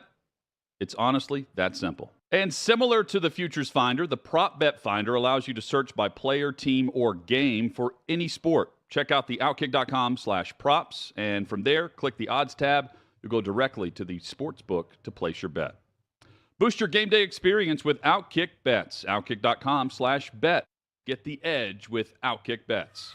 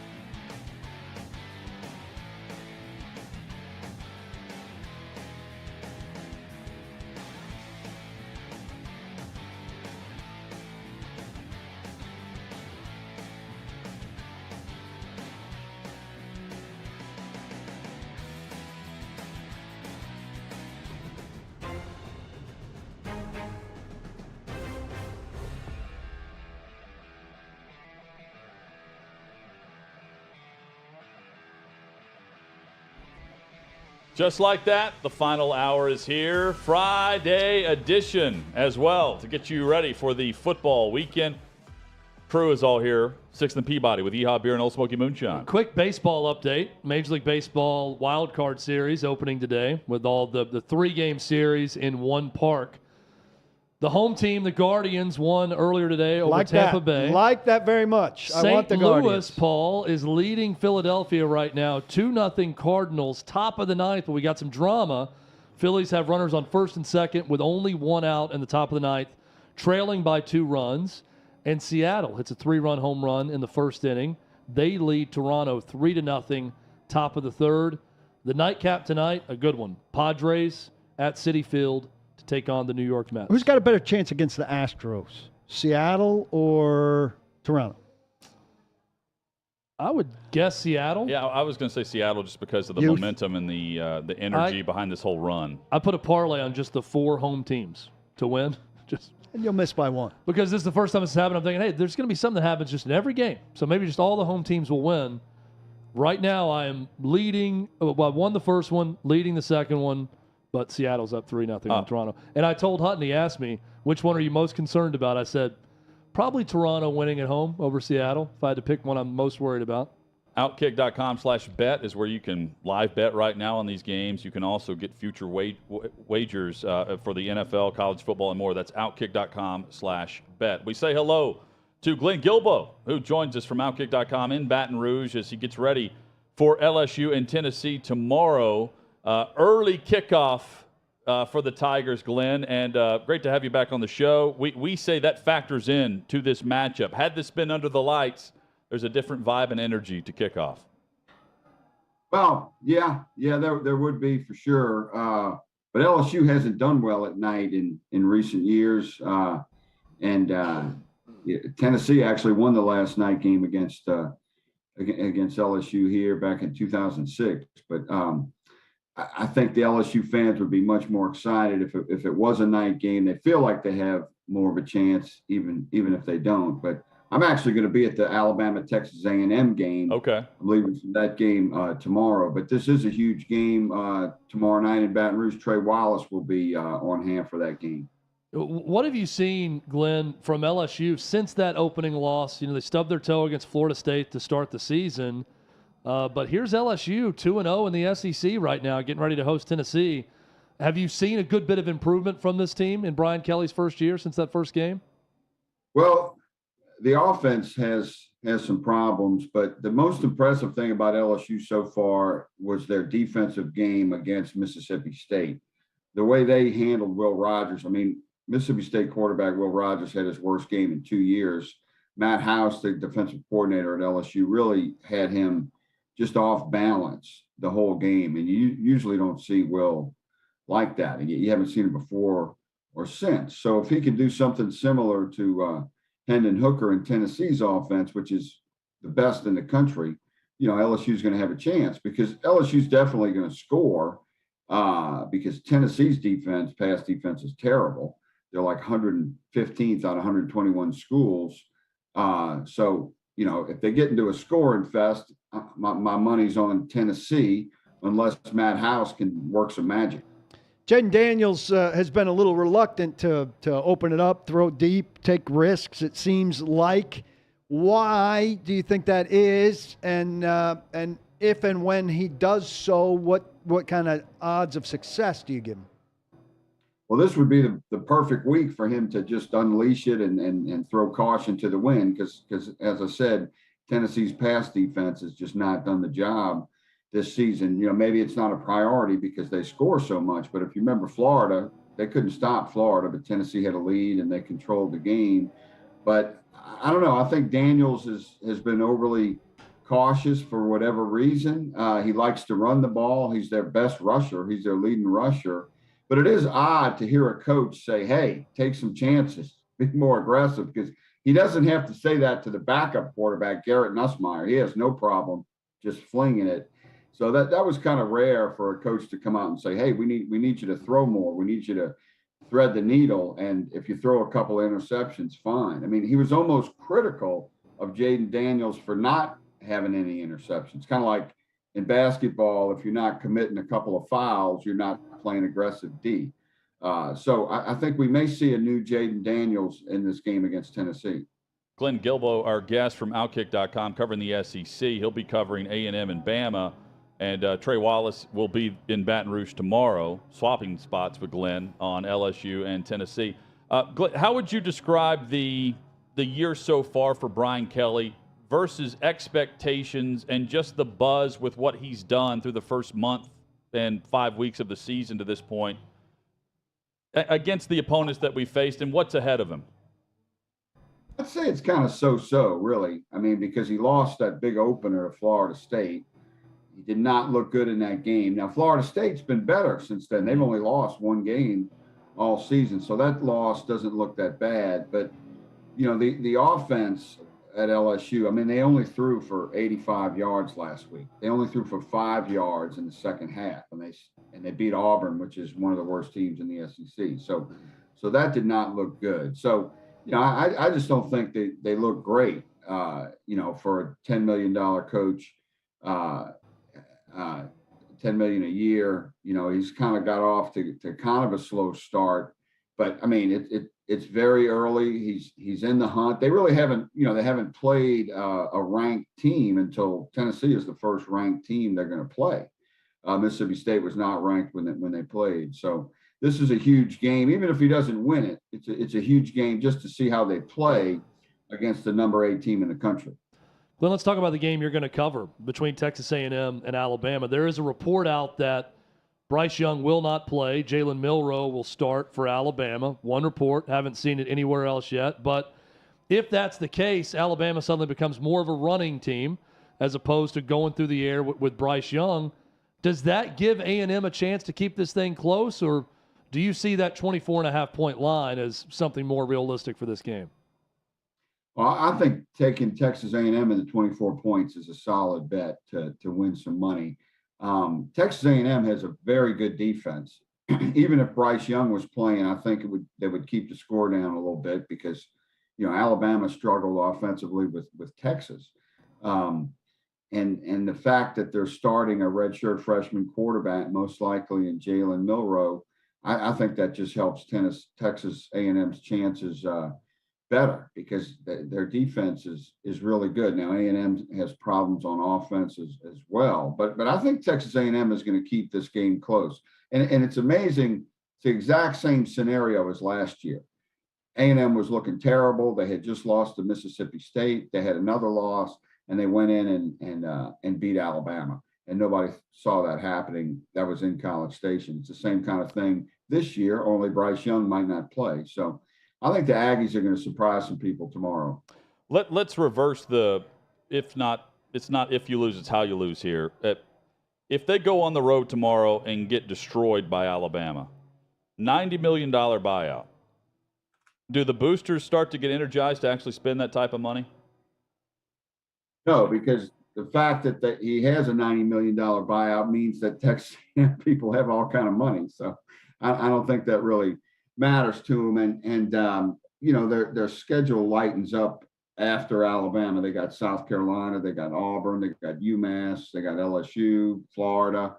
You know, they could win most of those games. They have Ole Miss. I would think Ole Miss probably win that game. So if he loses tomorrow and loses bad, you know, it'll be hot again, but he's got a chance to still survive and have his typical 8-win season, which is getting kind of old. But I don't think Jimbo's going to be in any trouble at this point. I think he's going to finish good enough to get another year and another chance. And, you know, this great recruiting class he had in February of 2022, they're only true freshmen right now. So he's going to get that chance to see if those guys can develop. I think Lane Kiffin said it best after the win over Kentucky in the post-game interview where he said 5-0. All right.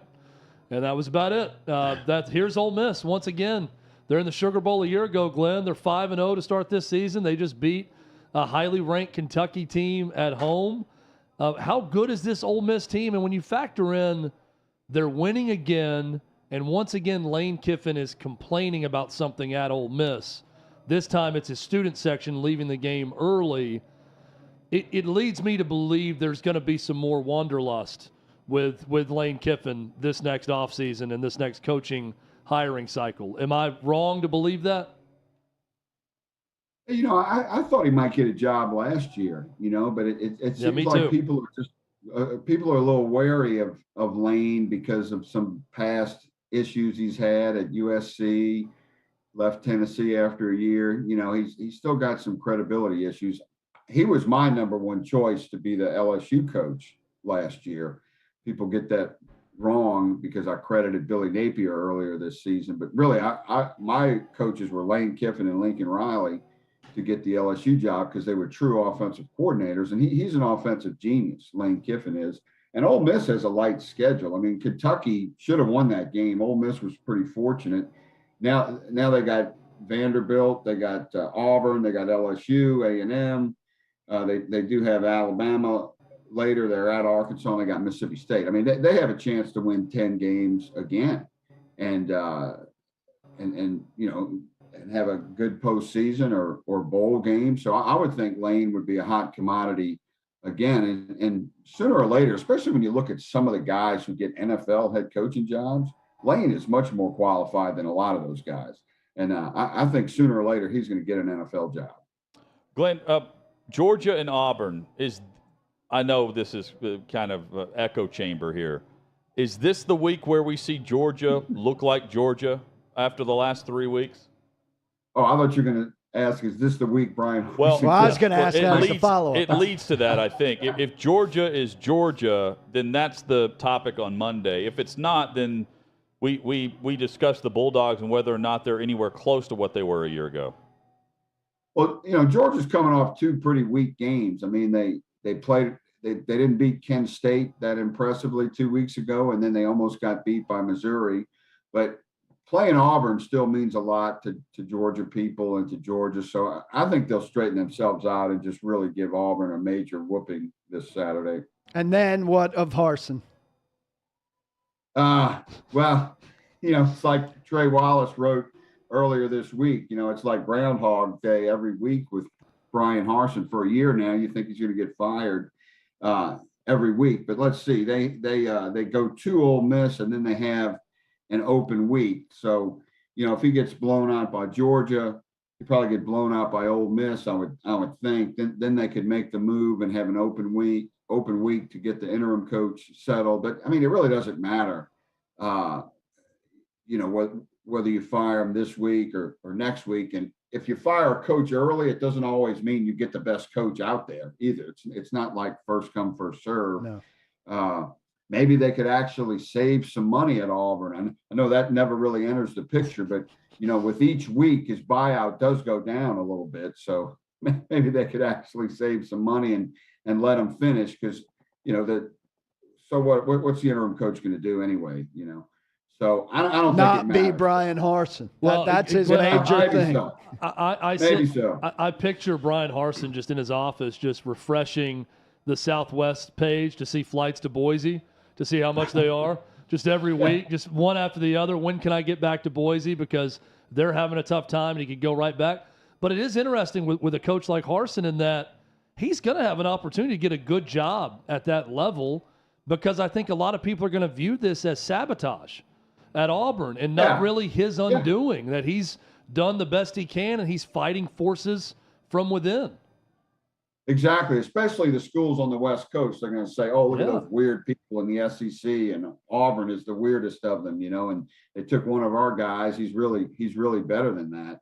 And so I could see him landing on his feet. I mean, so did Gus Malzahn, but he did a lot better than Brian. But I think Brian should do what Ed Orgeron did, just, you know, mail it in and get the money. I mean, Ed handled it best. He didn't really care if they won or lost the last few games he coached. Of course, he knew that was more set. They fired him and let him finish, whereas Harsin's still out there twisting in the wind. But he's going to make some money. Win or lose, these guys get paid, and in many cases paid to fail. Glenn, without Will Levis, does South Carolina beat Kentucky? No, I don't think so. I think South Carolina's a weak team. I think Kentucky can beat South Carolina with whoever plays quarterback handing the ball off and playing good defense. And really, Kentucky would have won last week without a couple of kind of freakish fumbles by Levis. Really great opportunity defense by Ole Miss, but still Kentucky was in position to win that game. And I think they'll handle South Carolina somewhat easily. Glenn Gilbo at LSU Beat Tweets is where you can follow him on social. You can read his work at OutKick.com and the great coverage that he'll have in Tuscaloosa as Alabama hosts Texas A&M. Glenn, thank you as always. We'll catch up soon. Enjoy the college football weekend, man. Thanks. Okay. Thank you, guys. Thanks, Enjoy Glenn. it. There's Glenn Gilbo. And, of course, Trey Wallace will have you covered with Tennessee and LSU in Baton Rouge. Coming up, we've got you covered. We go through the top NFL games as they kick off on Monday night, and we'll, of course, recap the top games from, well, it wasn't a top game last night. We'll recap last night and lead you into Sunday's kickoff You know, as well. Denver's playing primetime again. Yeah, fourth time in 5 weeks. Unbelievable. Or 6 weeks And now. you know what next Thursday night is? Chicago, my beloved Bears against the Commanders. Well, they were Al joking Michaels about be in that. heaven again. They were joking about that last night when they showed the promo for that. It's like, oh, going to have more great offense next week between those two. People need to keep in mind every single team has to be on Thursday Night Football. That's a rule. So if you're going to bitch about the games with Denver, discuss the Sunday and Monday games and not Thursday, because last night was their game. Yeah, they had to be on. It's more of because it's a requirement.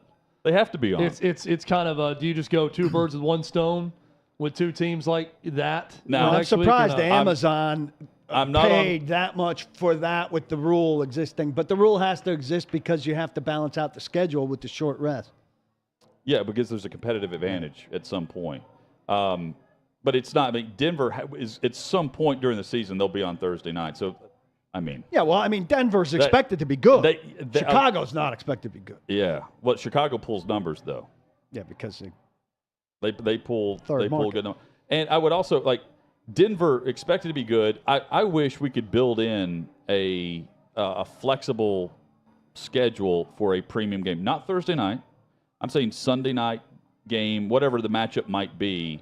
If you want to say Monday, that's fine too. Whatever the premium price is to flex out of certain games. People complain about the NFL scheduling this. The networks create their request list, and they wanted this. Flexibility was rumored to be coming for Monday night. So that's not out of the realm of possibility in the near future. But you have the flex option moving forward, like after Thanksgiving for Sunday night. But right now you don't have it this early. I'm saying just throughout, if they're going to pay the money. Well, the thing is that Fox and CBS really value that late Sunday afternoon window too, and there's a premium on that we Chad, don't. The issue is there are how many other games that'll be better than last night? Let's not all of them. Let's not avoid the issue from Fair last enough. night. Last night was just pathetic coaching mixed with pathetic quarterback play. You had something on the Colts left. NFL quarterbacks should just be better. Oh yeah, so that's what we need. I think we look back on the Colts. Kansas City gifting them that win, saved and then last night with the field goal opportunity to win in overtime. We will look back on those two wins, and there won't be a ton of discussion in December about September for them, as long as they finished. Last year, they start 0-3, and if they just beat the Raiders and the Jags, they're going to the postseason with Carson Wentz. One of them. And I think we'll look back on this stretch where they were gifted some victories, and even the tie is going to factor in.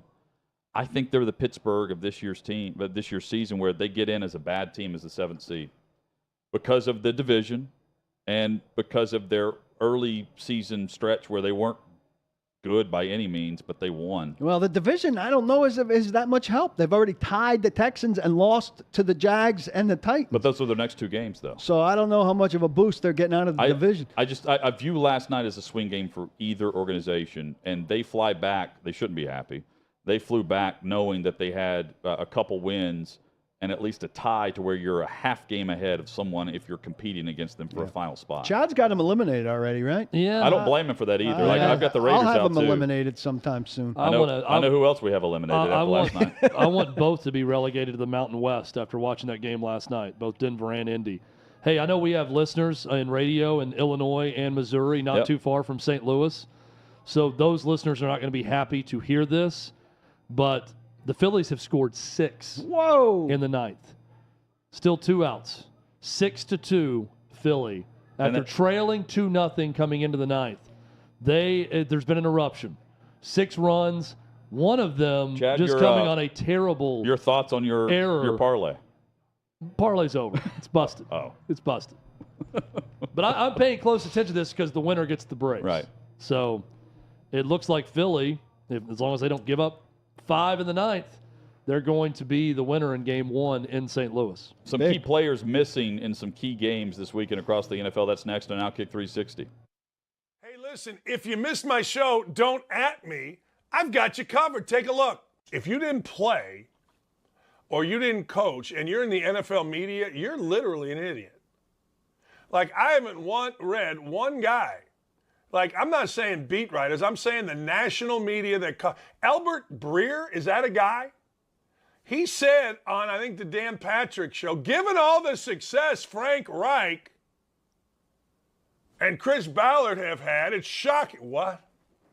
They don't make the playoffs twice, 6 years. What is all this? Have never won the worst division.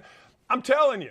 So, of course, everybody wants to whine about what Arthur Smith, the coach of the Falcons, who, oh, by the way, is getting ready to play Tom Brady, says. There's no whining about that. He's right. The other guy of concern is Will Levis. I mean, is he healthy? And I was a little surprised. What, Mel Kiper said he's not going to be surprised if Will Levis isn't the first pick in the draft? Wow. I guess we'll start with that first. I have watched a lot of quarterbacks in this conference and a lot of quarterbacks around college football. Will Levis is not the best quarterback in the country. He's not Tim Tebow either. Like, that's one of the things, like, that's kind of a comparison people like to draw to Will Levis. I think the kid is good. First pick in the NFL draft, that feels like you're pushing it. I don't think he's third best in the conference right now. So who's the best? Can keep pushing. If we're talking about overall passer, just a straight passer, probably be, in my opinion, Will Rogers at Mississippi State. 9 to 11 Eastern time at OutKick.com. Never miss an episode by checking out OutKick.com, but in case you did miss an episode, I've got you covered. So the Democrats and the thinly veiled Democrats of the mainstream media have spent all week trying to blame Hurricane Ian on Ron DeSantis. They, with the help of the green hairs who program the Twitter algorithms, have made idiotic hashtags such as DeathSantis Trend. Now, they've tried to red herring, straw man, and a-hole the man into the ground with every interview, every mention, every headline, but much to their dismay, it has not worked. Florida Governor Ron DeSantis is too smart for these low-level vultures, and he's come out of this natural disaster looking like the leader he's been since elected into office. And it's not just we Republicans that see it either, and this may be the best video I've seen all week.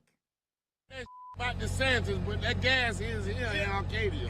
I don't know about the rest of y'all, but it's here in Arcadia, so y'all know who we vote for. I don't know about the rest of you motherfuckers vote for DeSantis. What do you think the goal of the Democrats are when they are the lawlessness, the DAs, the activist DAs with the no cash bail, letting people out back onto the streets to reoffend, essentially neutering communities through gun control? What is, in your opinion, the motivation or the ultimate goal behind that? Some of these entities and energies just want this place to burn. Now, this does not mean where we got to take stock in self.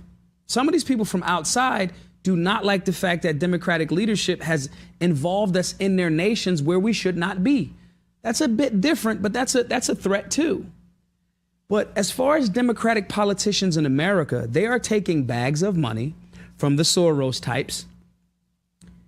They are the collaborators with the Decepticons. Tune in every Monday, Wednesday, and Thursday at 7 p.m. Eastern on all of our social media platforms and on OutKick.com as I break down all the hot topics and, of course, give you my final thoughts.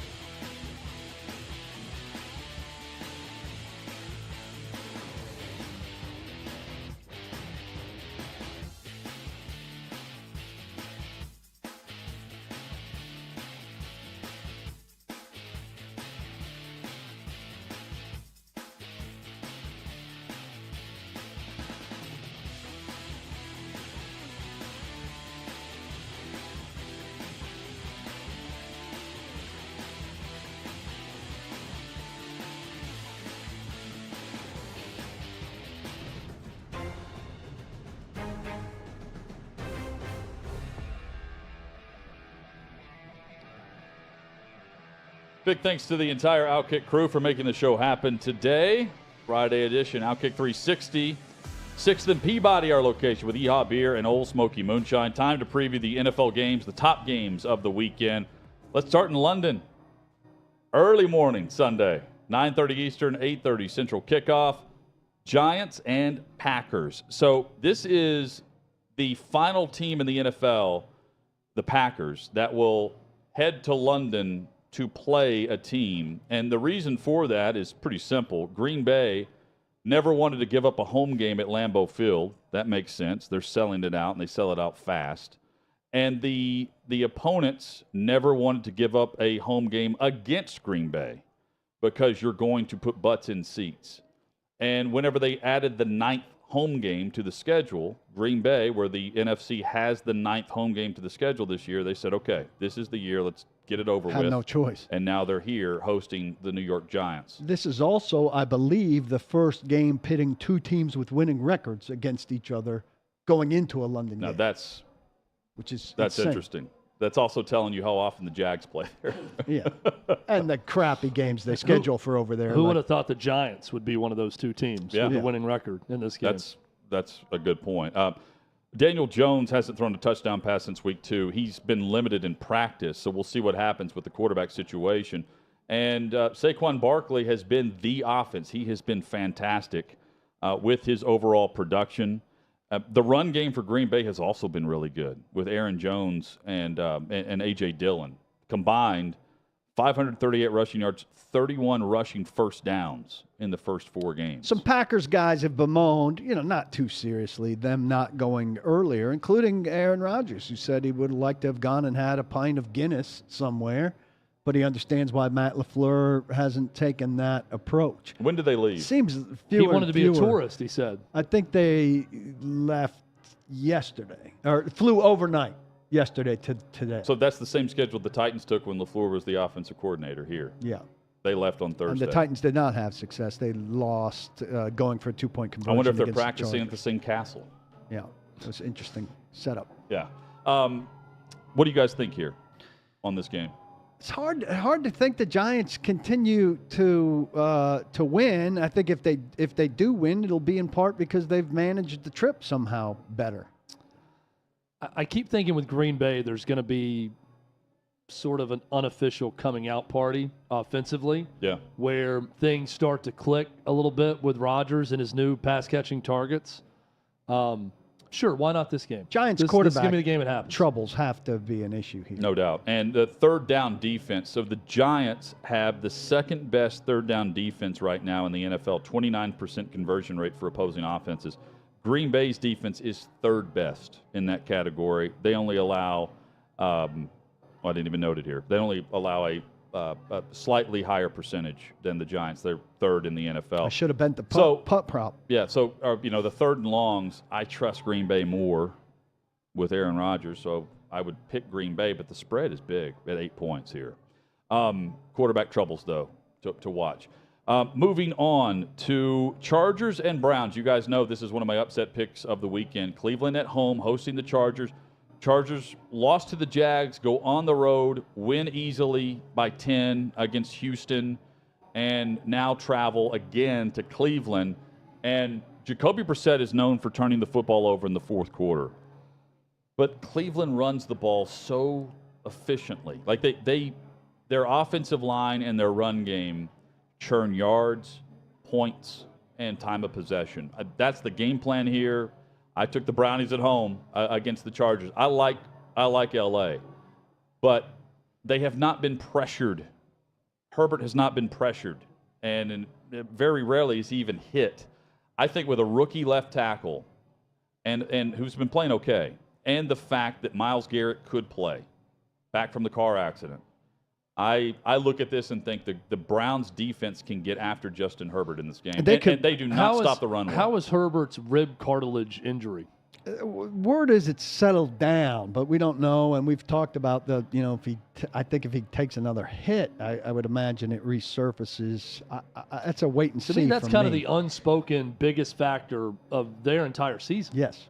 I mean, this is something that just flares up. Also, every time they lost their hit. left tackle. They lost their stud left tackle, which makes it more likely that he gets. It doesn't seem like something that's though. just going to go away. No. Is my point. So he's going to get hit. He's going to keep. So is it every time he gets hit, it's going to cause him to be uncomfortable every time he throws it? I thought Cleveland's defense was going to be better. They're 19th in points against. That's where I'm concerned for them in this game. Yeah, they have a pretty good run defense.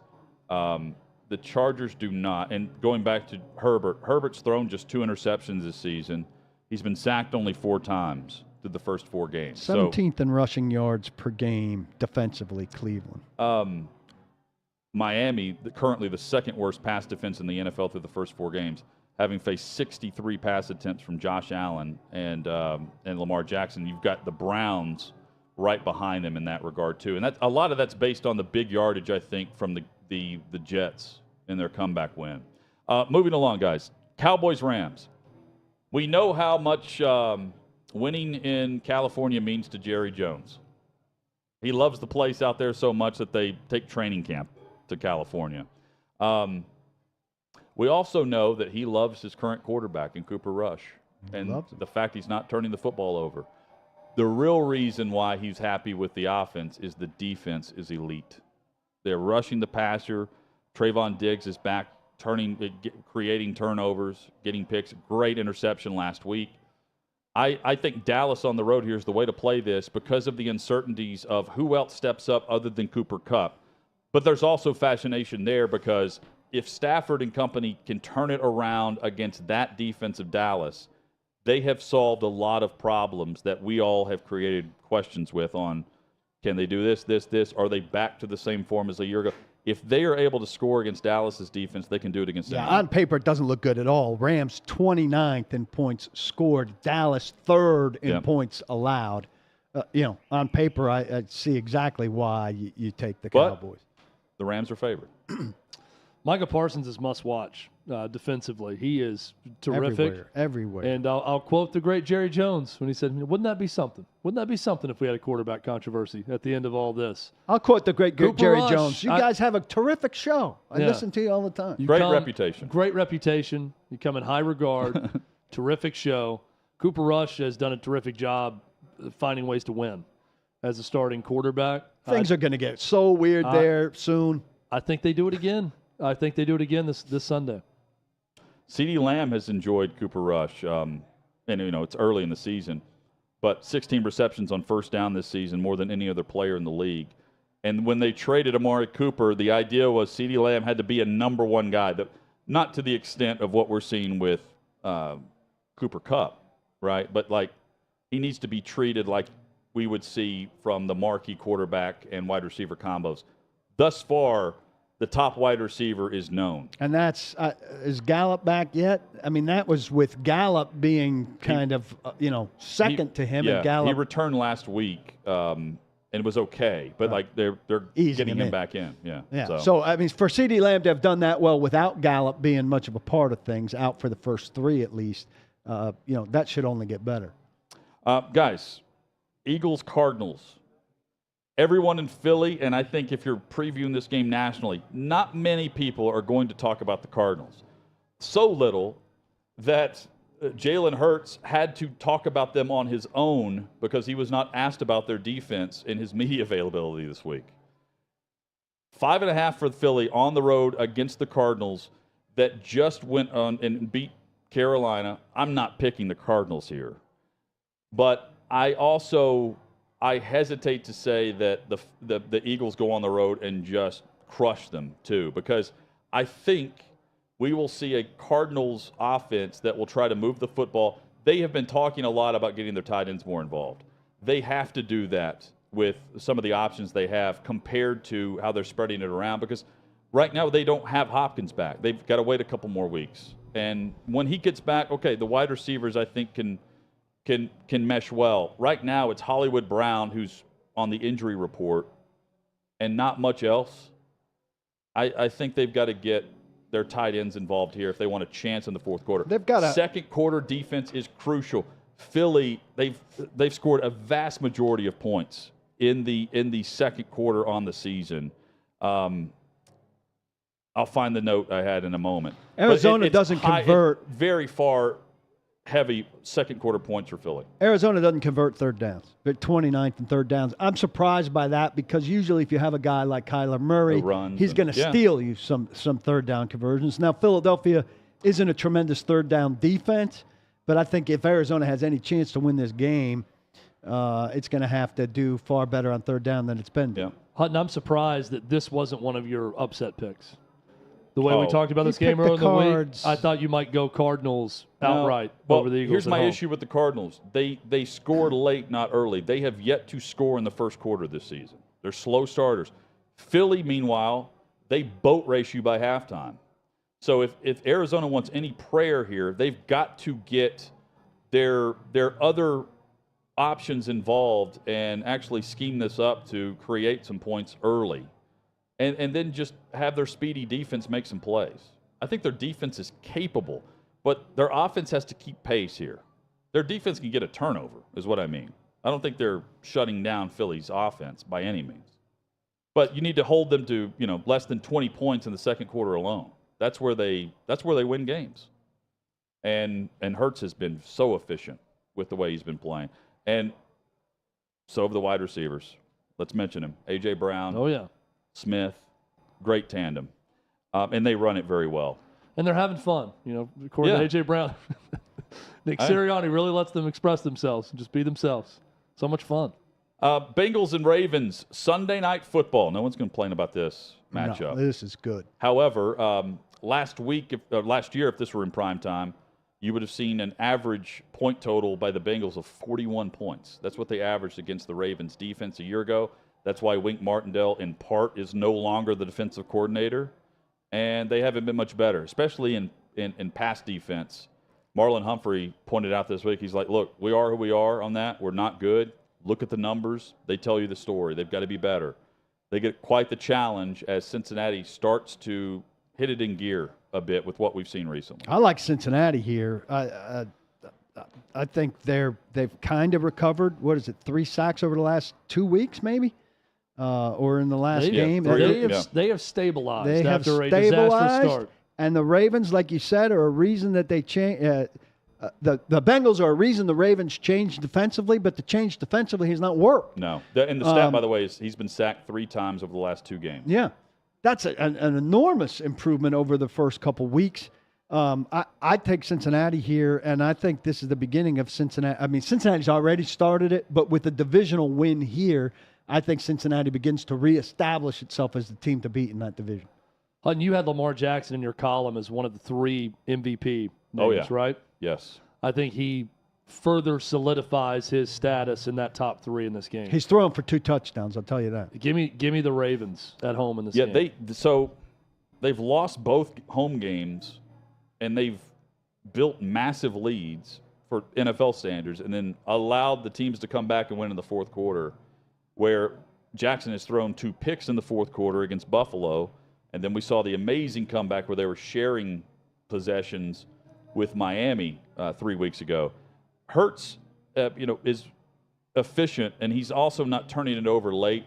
Lamar Jackson's done that, and since he can bait him into a few throws late, they're sealing this win. I think this is a great football game. Over under 47.5.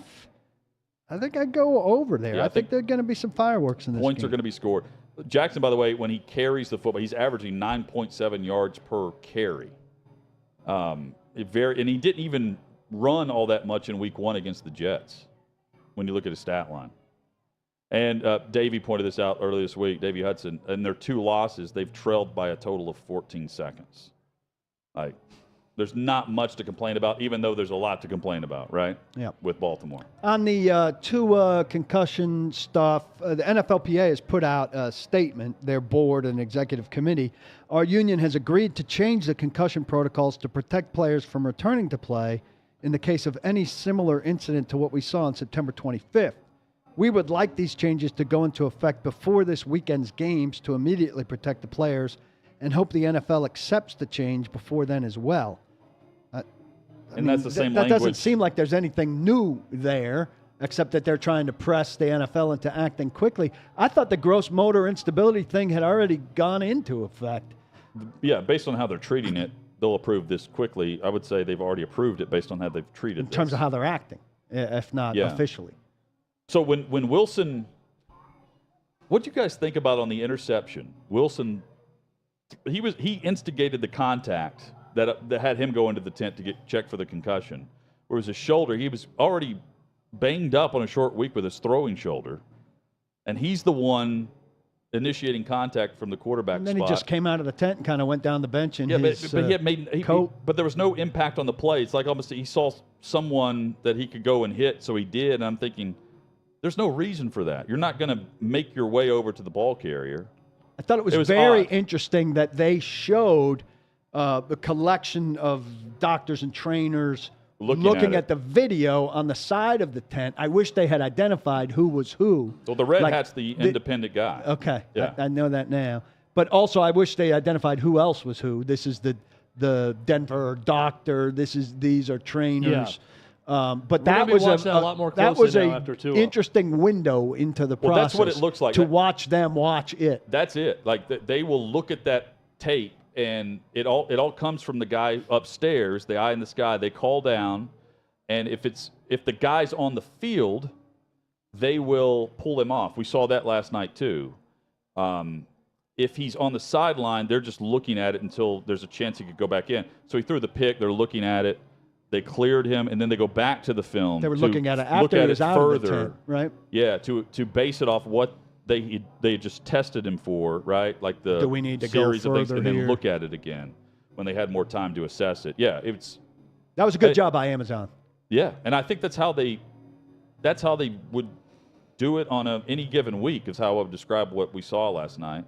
It's over scrutinized now because we saw it on what was the first play of the game with the running back. When you were doing Titan sideline, was that video Hines screen? was out for the game. It was one of the first plays. It was the first drive for Indy. When you were doing Titan sideline, was that video screen in a position like that? Yeah, it's on the back of the cart.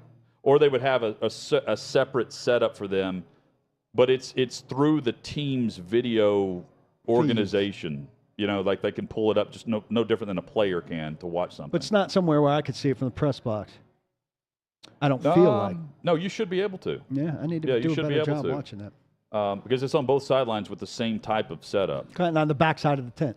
Yeah, or right next to it. Report coming down from Sports Business Journal just now, breaking the Pac-12's exclusive negotiating window with ESPN and Fox Sports has ended without a deal.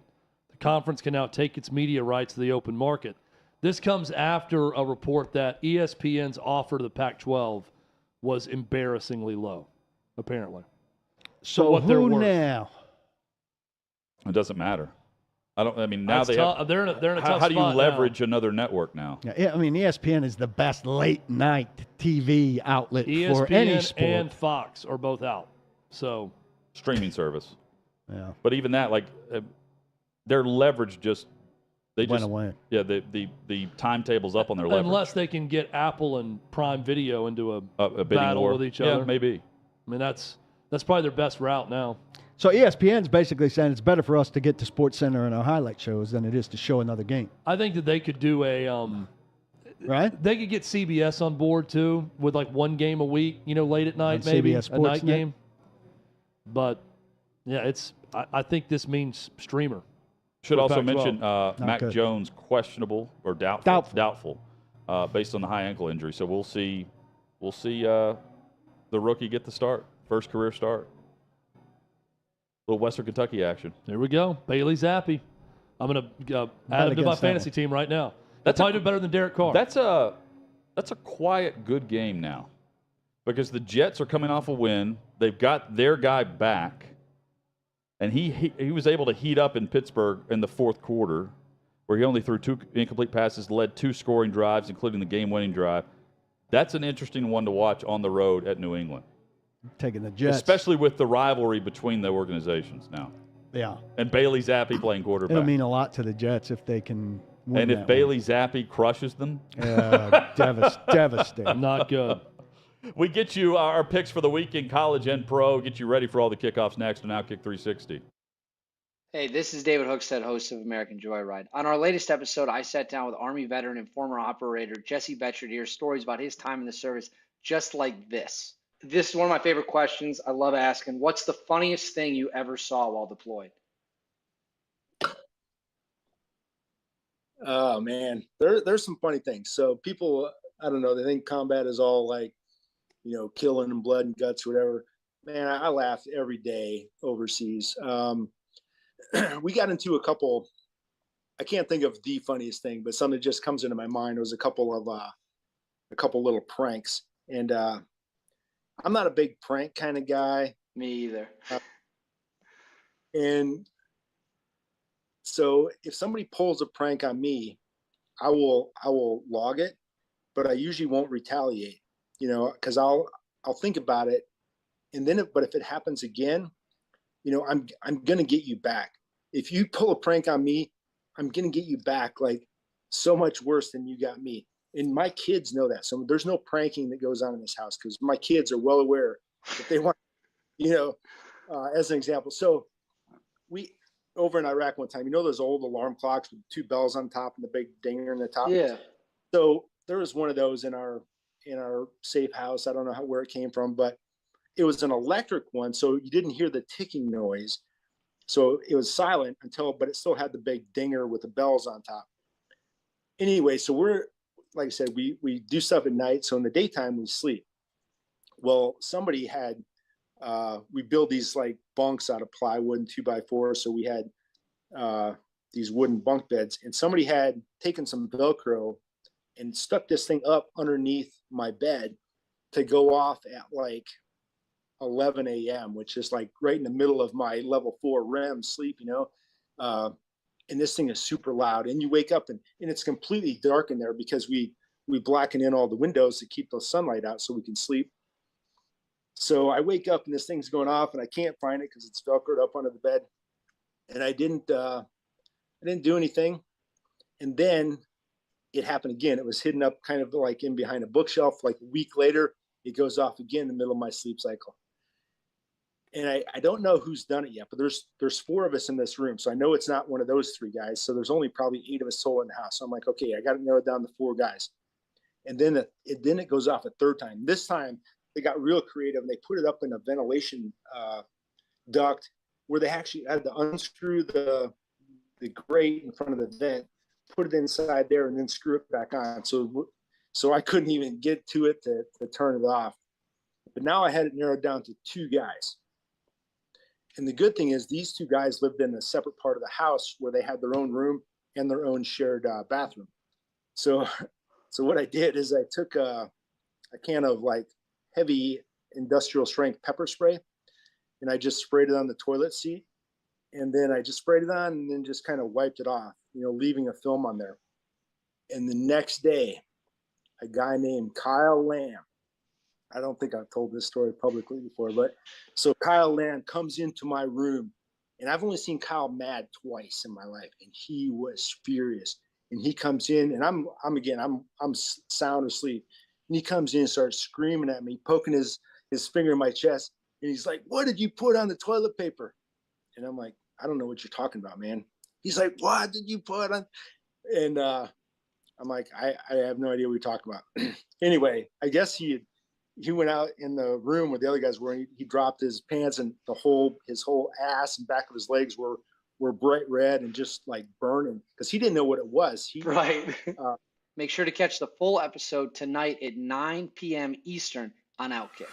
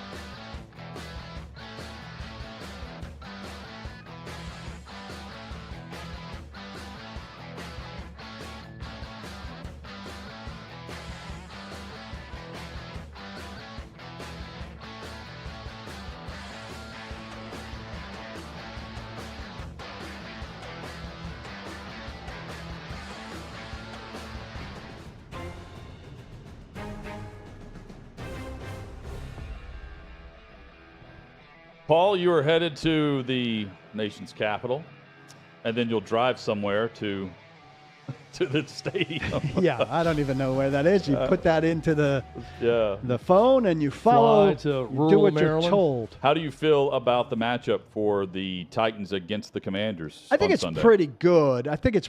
But I think nobody's like mentioned McLaurin and Samuels as threats. And Samuel's on the injury report. Yeah, and I mean it's obviously good that the rookie Dotson is out for them. But, I mean, nobody's mentioned this as, like, any reason to fear for the Titans. And we know this is not a great version of the Titans teams and that they have a propensity to play poorly against bad teams. So I feel good about them, but nothing's unheard of as far as Tennessee Titans are concerned. Quick passing game. They still give up a ton of sacks, and they want the yards after catch with McLaurin. They've done okay getting him the football, and offensively – they use a lot of different running backs. Yeah, and most of them are pass catchers more than runners. Here's one thing. Simmons and Autry should have a field day against the interior guys for Washington, and Wentz has been sacked 17 times. So while the Titans are hurting at outside linebacker, pressure up the middle could be enough against Wentz, and they've forced 3 turnovers last week. Chad, who are you picking? I think the Titans get it done. I mean, we know they play down to their competition constantly, but I feel like that win in Indy started a stretch for the Titans where they're gonna do a little bit of damage. Wentz is averaging 4.5 yards per attempt. Just tackle and you win the game. I think the only way the Titans lose on the road is if they lose the game. The Commanders don't win it; you hand it to them, and they have to let up some massive plays, which they're capable. They get Ugo Amadi back, one of the corners, but Caleb Farley is questionable. That may not be a bad thing the way Caleb Farley has played. But I mean, he played a reasonable amount of snaps last week. Are you staying in D.C., you said? I'm staying in Georgetown. Nice. That's a little haul, though, to that stadium, I feel Everything in Washington is a haul to that stadium. It's not convenient. It's not a great stadium. It's convenient to the airport. Are there hotels close to the stadium? I have no idea. I'm curious. I've never heard of anyone going and hey, let's go get a spot in the You don't want to Ramada stay near a stadium. You want to stay near the airport or in the city. Or in the city. Anywhere. Yep. Well, unless you're someone, driving in for the game and wanting to stay close to, you're going to the game. Yeah, walking to the game. That's not me. Washington has surrendered an NFL best 12 plays of 30 yards or more, and 10 of those have been pass plays. So the explosion for the Titans is with Derrick Henry. And by best, you mean worst? No, I mean best. Like their defense has not allowed many of the top 12 plays. is a good number. Yeah, and Cooper Rush hit on 3 of them last week, though. So surely they can scheme up some numbers, some explosions against this defense. If they do, they come back 3-2, and all is well. If not, a lot of questions. Ladies and gentlemen, the weekend. The weekend is here. Finally, enjoy the great football. We'll recap it all on Monday across the OutKick Network. OutKick 360 starts at 3 Eastern on Monday. Don't block the box, but please lock your locks. See ya.